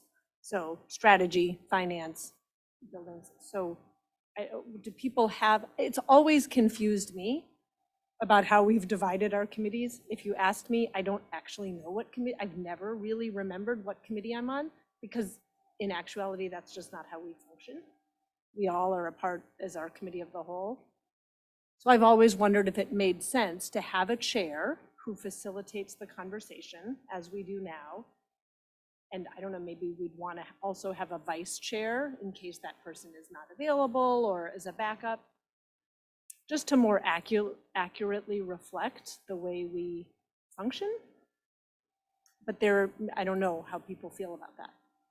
I'm confused about what you put on the table. Are you saying that we would just eliminate the committees and just have a chair and a vice chair? Yes. Sounds good. I mean, Not does eliminate everybody the else know committee, what but committee eliminate you're the on? other members of the committee. So you're really, Procedural. you still have the committees, you just are only naming a chair and vice chair rather than, I think the current structure is you have a chair, a vice chair, and then a couple of other members, which theoretically you're all members because we meet as a committee of the whole at this point. So we I could don't also even just think it's list everyone vice as a chair, is it? member. Isn't it just a chair and then 2 other members? Currently. Yep. good. Makes sense. I think it's always confused me since I joined, and in my time, there's never been an individual conversation or meeting within the committee, so I think that makes sense. Okay, so we'll work on that and we'll keep our leadership the same and work on, We need a vice chair. We'll just have a chair. maybe we just have a chair. And then if the chair is not able to be at a meeting, either we'll deal or you ask somebody to cover it for you. Okay. I like the simplicity. Excellent. That feels just much more logical to me. Okay, moving on to e-learning plan. Thank you. I will introduce Katie Lee, who will give a quick overview of the e-learning plan. Remember, the board approved an e-learning plan for the district prior to the pandemic. And the idea of doing so was at least partially to cover for emergency closures and the opportunity for offering a remote day in lieu of making up the emergency day. That turned into something entirely different as we entered into the pandemic, and we were doing more of an extended approach to e-learning during the emergencies of the pandemic. And so we do have to, as a district, review the e-learning plan every 3 years. And so we wanted to take a close look at this to make sure that it now reflects our learning from the pandemic, as well as what we envision would happen as we enter into what is a more typical e-learning approach, which would be making up an emergency day. Katie? Sure. Thank you, Carrie.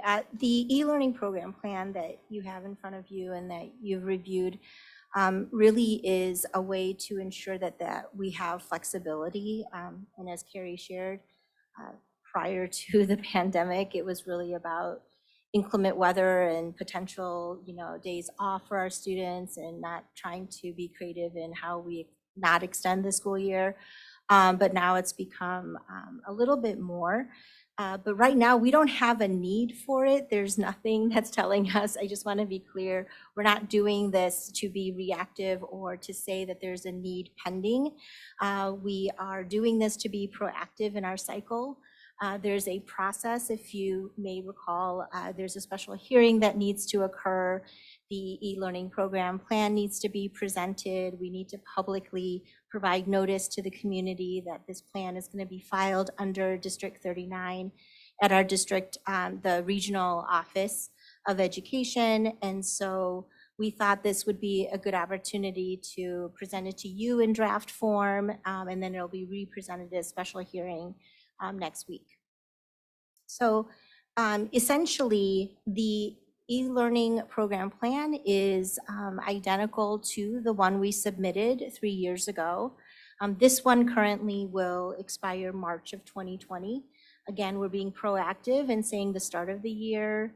Doing this process seems to make more logical sense rather than reactive to right before a big event. And so we wanted to have the hearing to just make sure that we have presented the proposed plan. So without going through all of it, really the lessons learned from our pandemic years was that we didn't call out a particular video conferencing program, and so we've included that in the language here. We already had one-to-one device access for our students. Again, just a really great benefit for our district. That was already in place. We did particularly identify under instruction. So there's two different circumstances, if you will. E-learning day in lieu of an emergency day. If you can see, that is saying that instead of a snow day, we would actually call an e-learning day.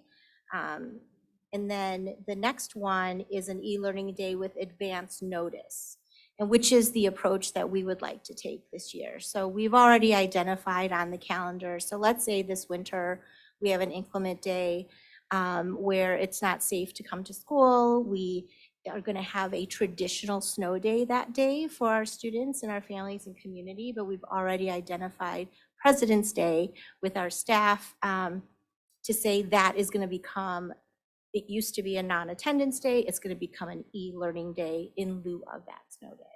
So those are the two different scenarios that we are outlining here in our new or revised or updated program. And then also the ways in which we would take attendance.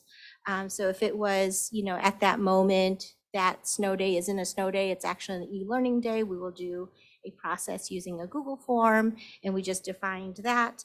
And then for the advanced notice day, because there will be live instruction, synchronous instruction happening, we would be asking our staff members to take attendance on that Zoom call. Really is what we're, those are the main differences in the plan before and the plan that is in front of you right now.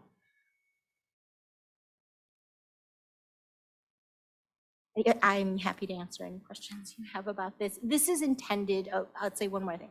This is intended to be broad. It's intended to be big and big picture.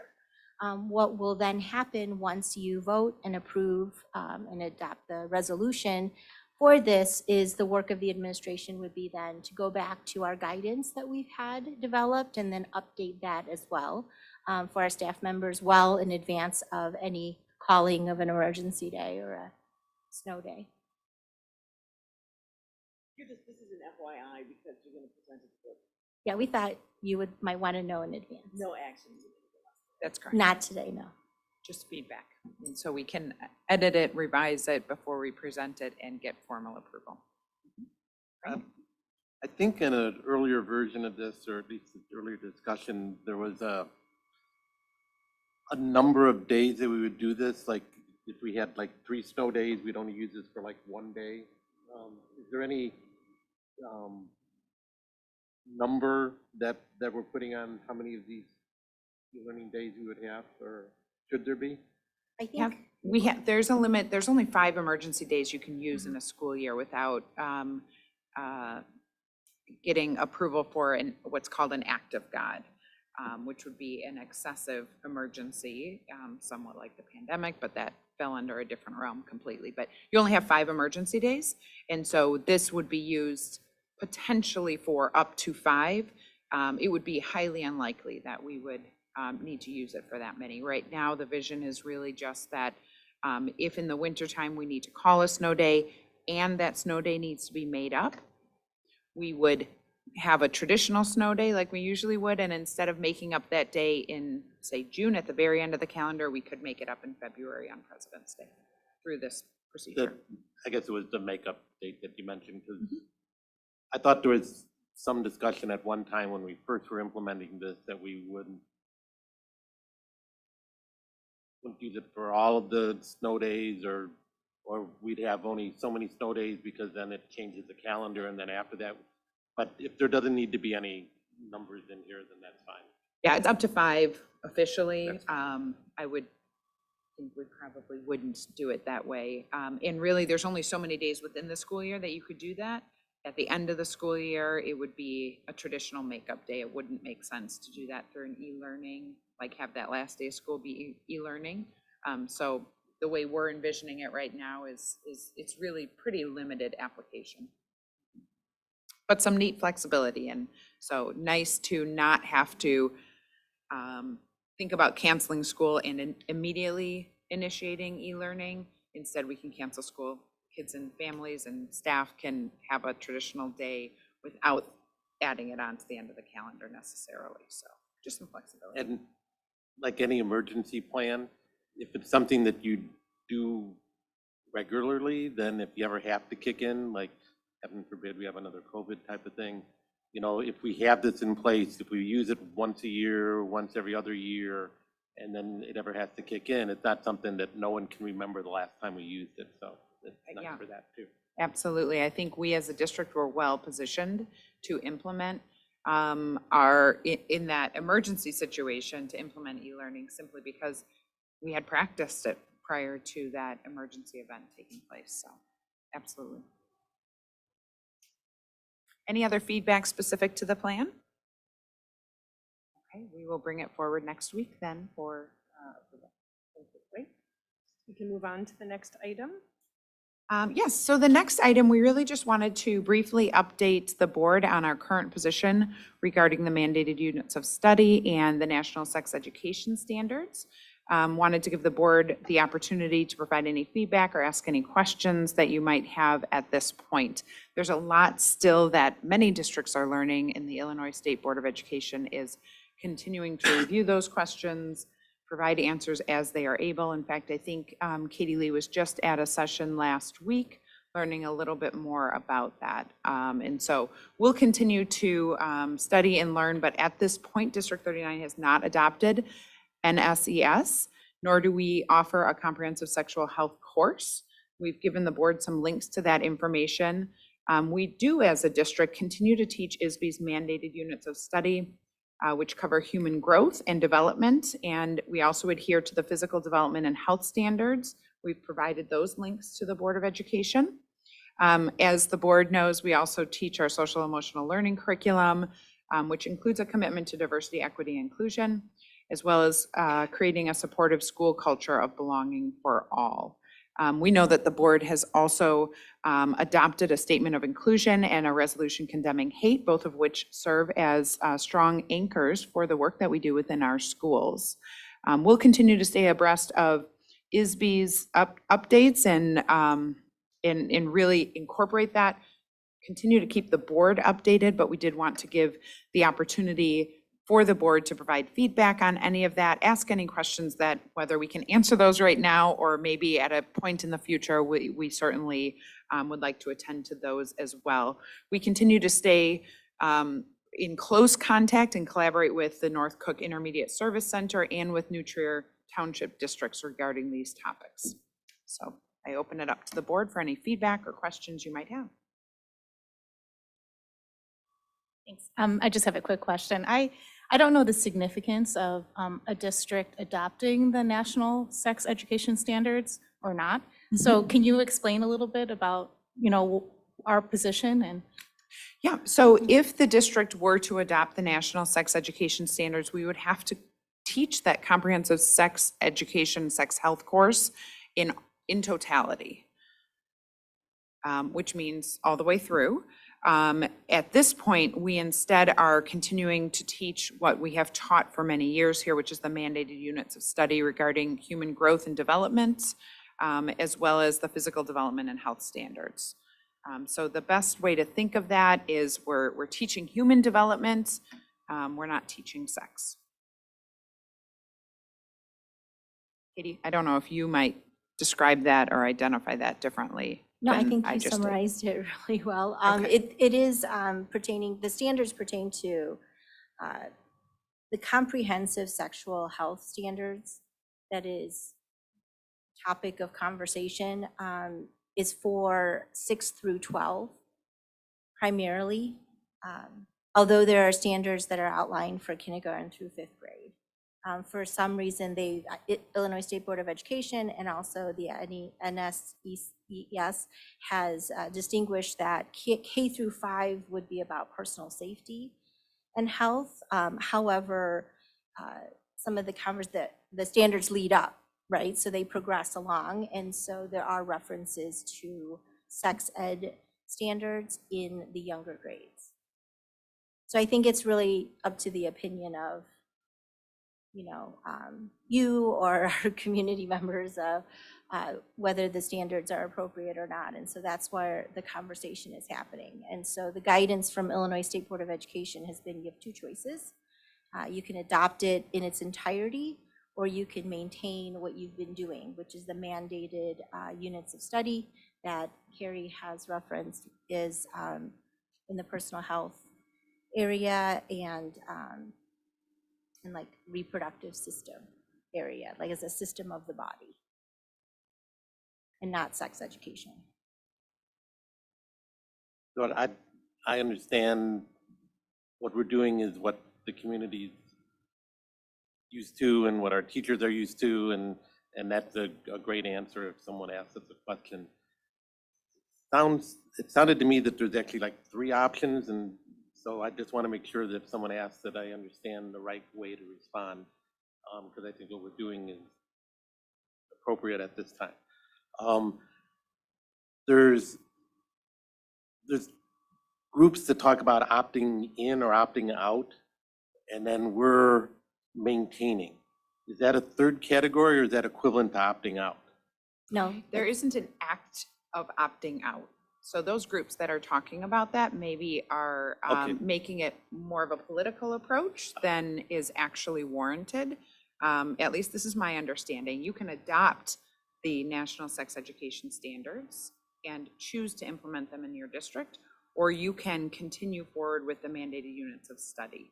If someone is what's referred to as opting out, maybe they've come out with a very firm statement that they will not adopt NSES, but there isn't a form or a procedure that a board would take to opt out. That really is more of a You did. Just It's semantics. a semantics and, Yes. and maybe turning it into more of a political And that approach was, than and that was is really the necessary. point. I mean, if someone asks a question, what's the right way to respond? So understanding that is useful. Oh, can I add one more thing about the idea of I'm going to put in quotes, like the quote of opting out or excusing. So even in our unit of study on puberty, what our practice has always been, we inform our families, hey, this unit's coming up, happens in 6th and 7th and 8th grade health classes as well. Hey, we're about to talk about these topics. And we want you to know that your child will be engaged in this. Now, as families, you have the option, if you prefer, to excuse your child from that discussion, excuse your child from that assembly, excuse your child from that program. We always respectfully offer that to our families in this community. So in the same way that if we were to adopt the NSES, which we are not, but if we were to, we would also extend the same. Here's what we're going to be talking about in 2nd grade. It's coming up in a month or so. And if you would like your child excused, that would be, but not an opt-out type of thing, but it's the same concept.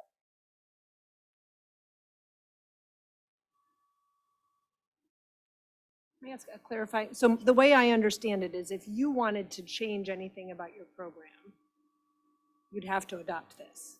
Right, if you want to incorporate some elements of the National Sex Education Standards into what you're currently doing, and it's different from the mandated units of study, you need to adopt the full NSES and implement that in its entirety.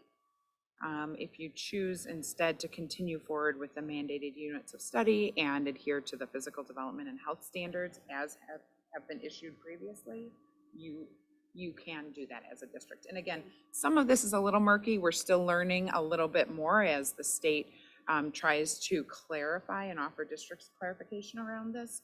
But at this point, it's important that the board knows and has the opportunity to ask questions about any elements of the NSES that if we were choosing to adopt some of those, all of them would need to be taught. And so at this point, that's not. Thank you. That was helpful. Can I add? Please. In the upper grades as well. For example, we have health class. And our health class covers a lot of topics. We cover, fitness, health, and also, puberty, those kinds of developmental type of topics, like e-cigarette smoking, those things.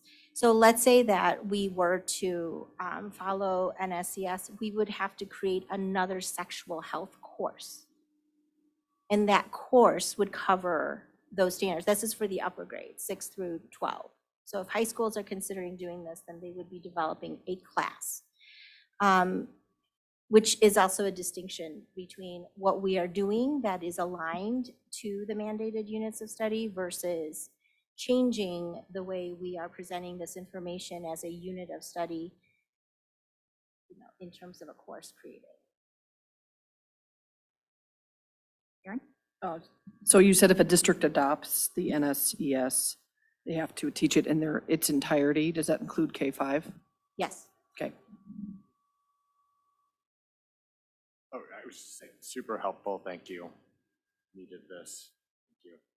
And we will continue to bring this topic back as additional information becomes available. If there's clarification from ISB on any of these topics, we'll certainly keep the board apprised. We do see it as ever evolving, and so we will continue to keep the board apprised as we learn more. So thank you. Thanks so much. Board policy discussion? Dr. Glowacki? Thank you. Good morning. So in preparation for October first read, so this is a few weeks down the road, 2 policies came up that I wanted to get some feedback on from you. So if you look at the handouts, policy 2:300, it's an existing policy talking about the employment of relatives of members of the Board of Education. you can see that I put lines through it. It is a non-required policy, so it doesn't exist in press. And when I had the lawyers take a look at this policy in particular, they felt that if you flip it over, it is incorporated, the concept, the notion of it is incorporated into policy 2:100, which is board member conflict of interest. And so I wanted to get some feedback from you. I know we're working hard to align our policies to press, but there are times where we may have to veer from it. And I didn't know kind of where the board was at in particular with this concept. If you don't have feedback right at the moment, that's okay too. But conceptually, the belief, the intent behind 2:300 appears to be captured in 2:100.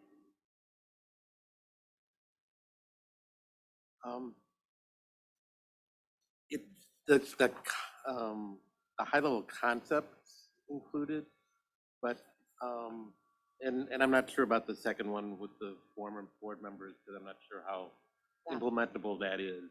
But the first section about the employment is implementable. And I think it serves a purpose, not necessarily today, with this administration, this board, with, general practices.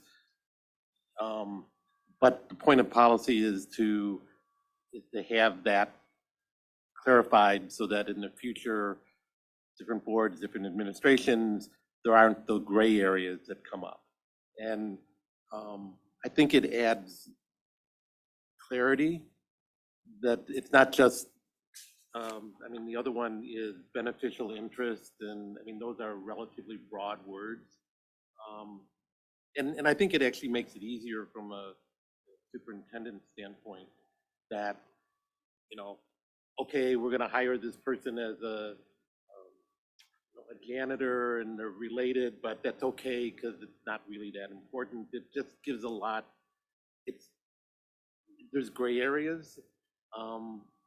But I think there are cases, and the reason for this is there's cases in other school districts, whatever, where this is abused.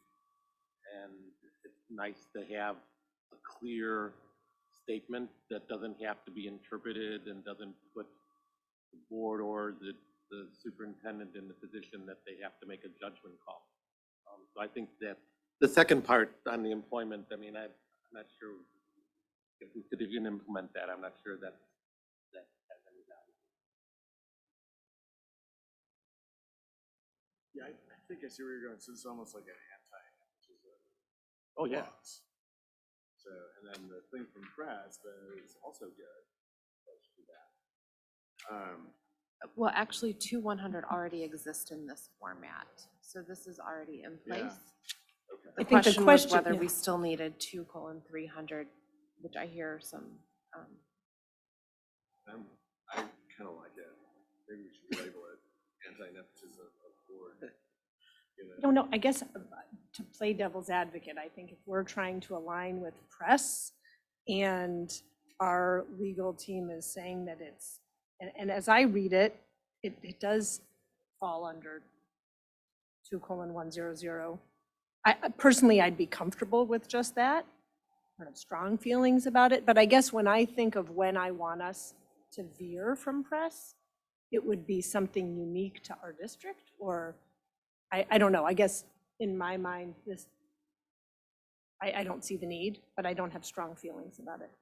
And removing ambiguity, it's not mandated in press, but it just kind of reiterates a policy. And it's, again, not for this district, not for its current makeup, hopefully never, but there are definitely communities where this becomes a problem. And if there's gray areas in there, it can become a problem, and it's like, oh, but that's not really important. And the reason for policies is to remove those potential issues for the future, not just for today. That would be important. So I want to concur with Amy. This to me seems unambiguous. It feels clear to me, and I feel like we shouldn't have to duplicate the policies where we can simplify and align with the press. Yeah, Yeah, I just have a question. So is 2:100 in alignment with press? Like, I know that was our current, that's our current, okay.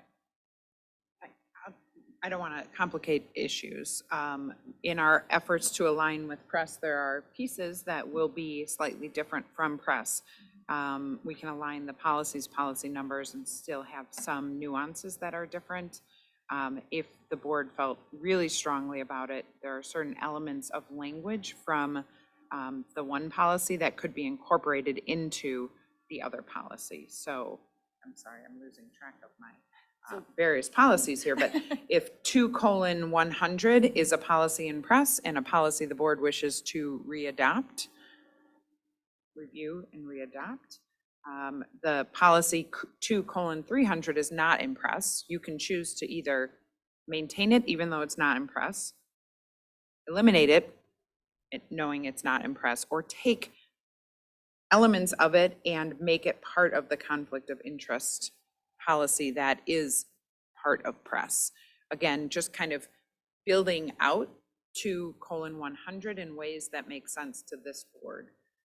So the policy is in alignment, but you've incorporated some language that you think is really important. If you think it's really important to call out that relatives of board members should not be eligible for employment in our district, that could be a couple of sentences added to that conflict of interest policy. So again, it's just kind of a little bit of a nuance that could be available to the board if you wish.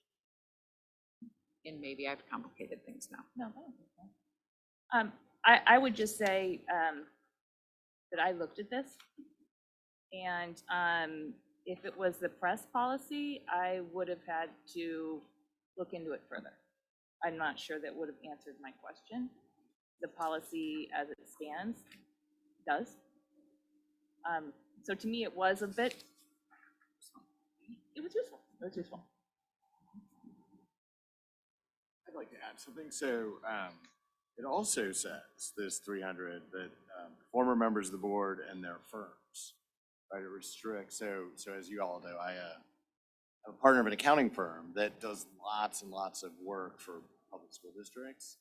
And I like this policy. Definitely, my firm does not need to work for District 39. And I frankly think that, I would be, I'm definitely not for my firm working for District 39, or, having any even seeming, or my having any influence at all in the future of it. I like this policy because it's crystal clear that my firm will not work for District 39. And we didn't even talk about it. I think that's kind of where Frank was going, and I'm going on this issue of nepotism and influence. Because nepotism and influence, we live in Illinois, right? It's one of those things. And nepotism and influence is something that just happens, but if you have crystal clear rules, it won't happen, or it should be at least reduced. So I don't know, that's one of the reasons I would support it. And at a minimum, I'd support keeping the firms aspect of that second paragraph. Just to muddy the waters even further, I think I like the language, I know, of 2:100 better. Because I frankly find some of the language in the 2:300 to be a little bit arbitrary.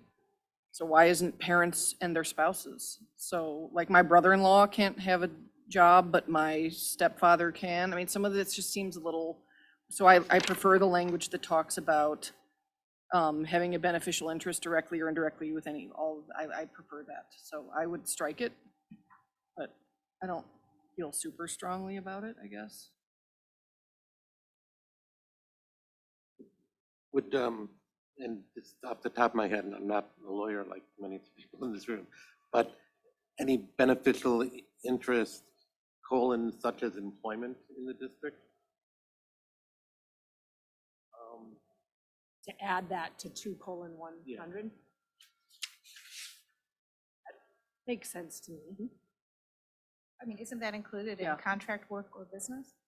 The district? Right, contract work or business. To me, that's just very clear. But again, it seems like we're sort of mixed here, and I don't have strong opinions on this. It just, to me, it feels included, but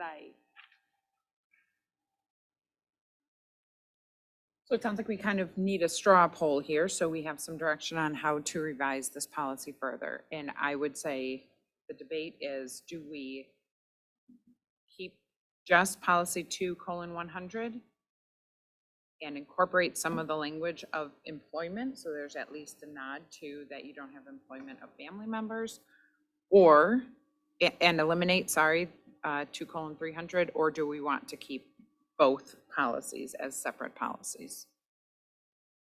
Can I ask a question before we come to that?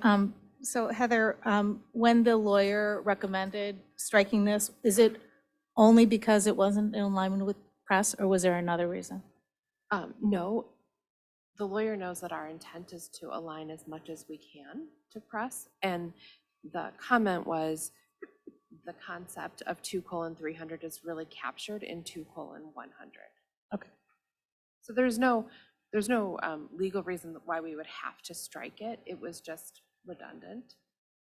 And knowing that our goal is to align when we can to press without compromising our practices and procedures was the feedback we received. Thank you. And also, just to be clear, so the way that it reads now, the following relatives, so it's not relatives, it's not any relative, it's the following relative, to Erin's point. So cousins could be employed, right? If I flip the page, I would read that more as any relative. I'm just wondering if people agree with that.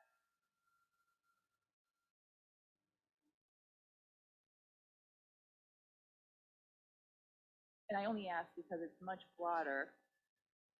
You know, we've defined it to 4 categories versus have a beneficial interest. I think what we're saying is, you know, that could be any relative. I mean, now that you bring that up, I don't understand why brothers or sisters would be included in this list if they're not in the same household, right? I mean, which would be a reason why cousins might not be, you know, you might not get a beneficial interest. I don't know, right? I don't know. I don't mean to be splitting hairs, but, you know, I just think that we're making it a lot broader and potentially, again, because it is a little bit more ambiguous, a little bit, instead of 4 to 5 categories.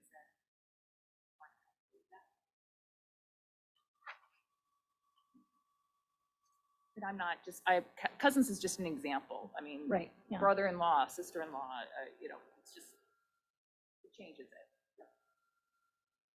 And right now, it doesn't explicitly exclude spouses of board members, right?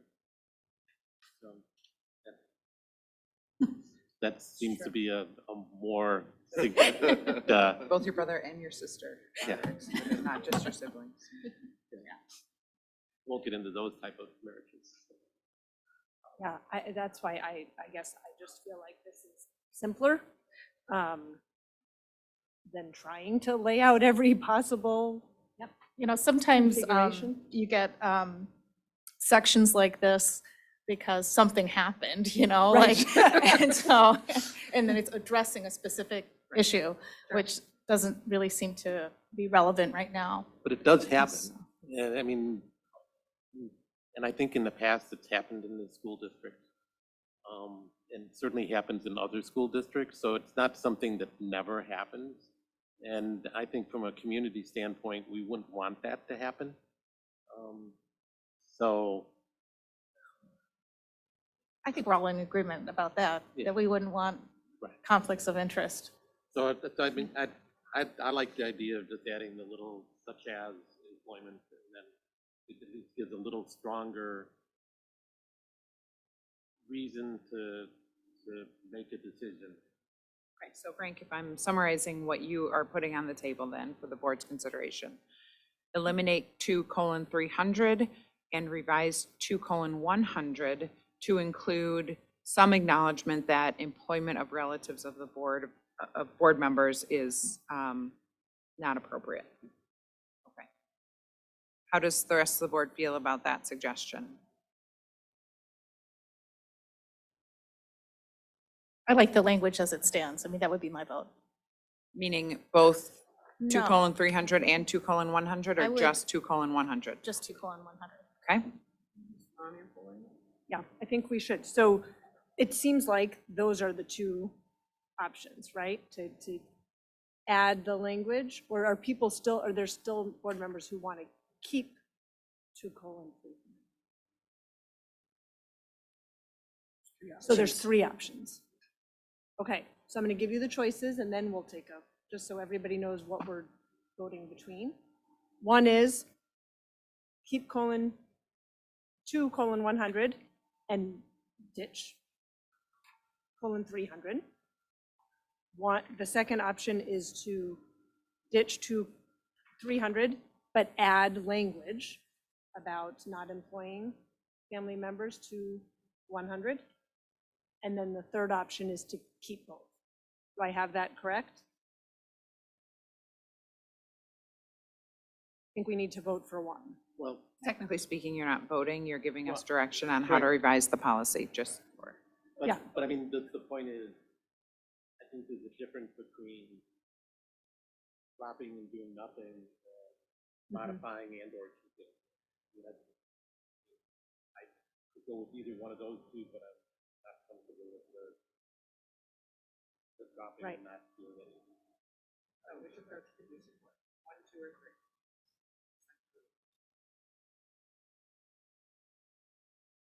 So let's see if this captures what you're looking at. If not, we'll discuss. But so those who are in favor of 2:100 as is and dropping 2:300.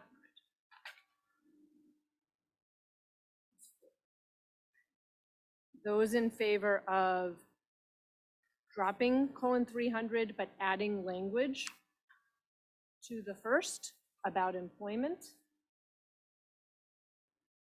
And those in favor of keeping both policies.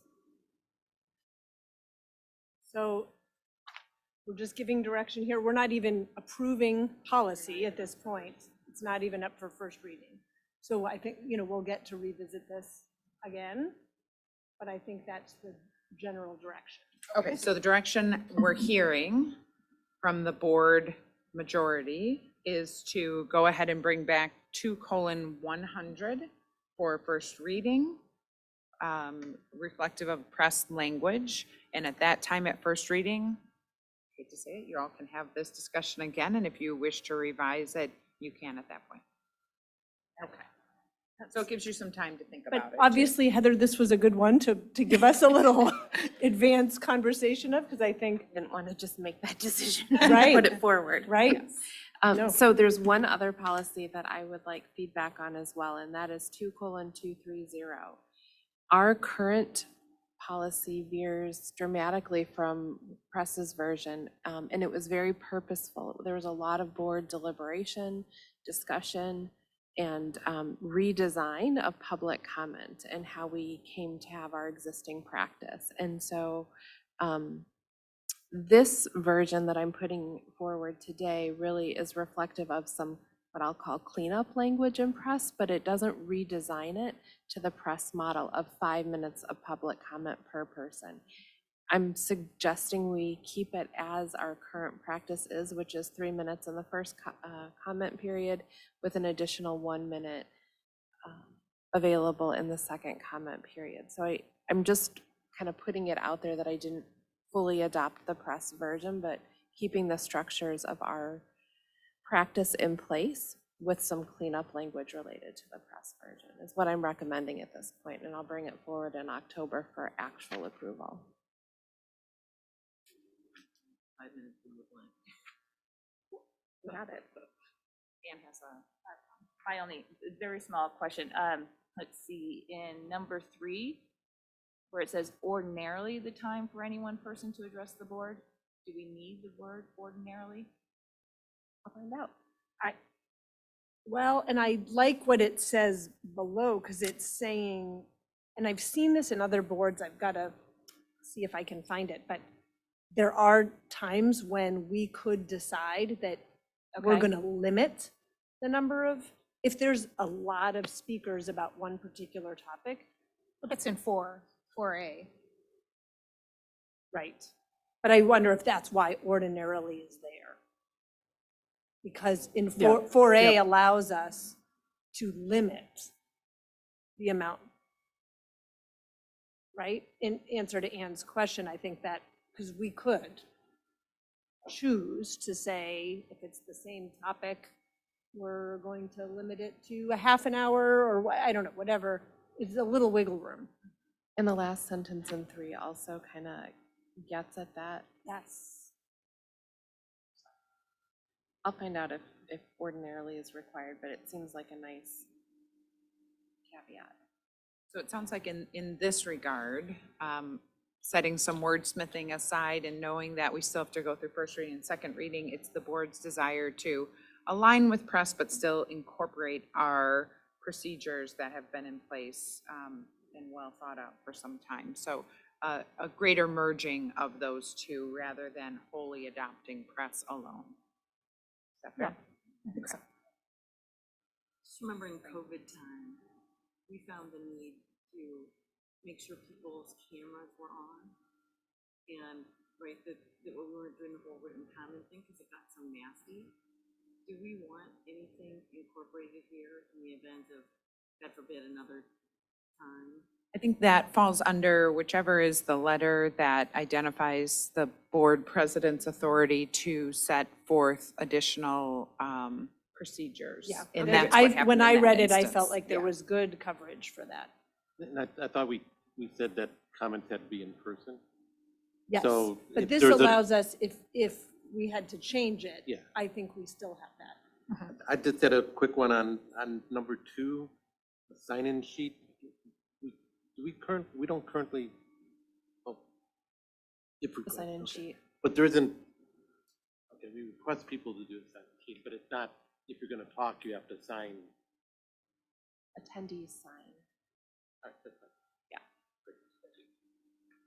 I had a question about the responses. The board, so at the very top, the board listens to comments or questions, and then the responses to comments are most often managed through policy, 3:30. I just wonder if there's a way, and maybe it doesn't make sense, but to be more clear that we don't respond.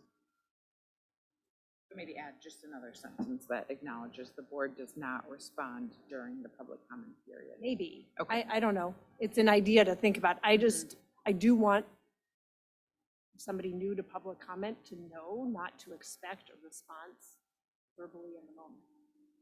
So, and maybe referring to that other policy answers it.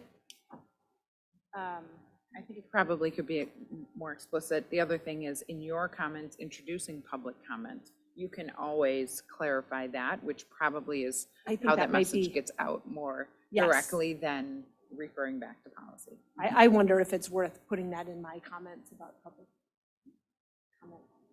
Just so somebody, might only come to a meeting once ever and they don't know what practice is. Right. So, Thank you for the feedback.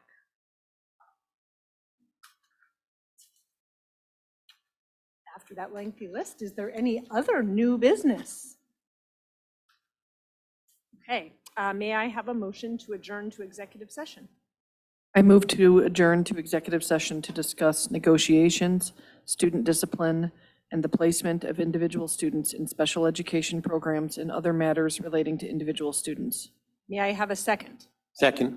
Motion having been made and seconded, will the clerk please call the roll? John Cesaretti, Yes. Ann Hart, Yes. Bonnie Kim, Yes. Frank Panzica, Yes. Lisa Schneider-Fabes, Yes. Aaron Stone, Yes. Amy Palin. Yes, motion carried. We are now adjourned to executive session and the time is 10:50.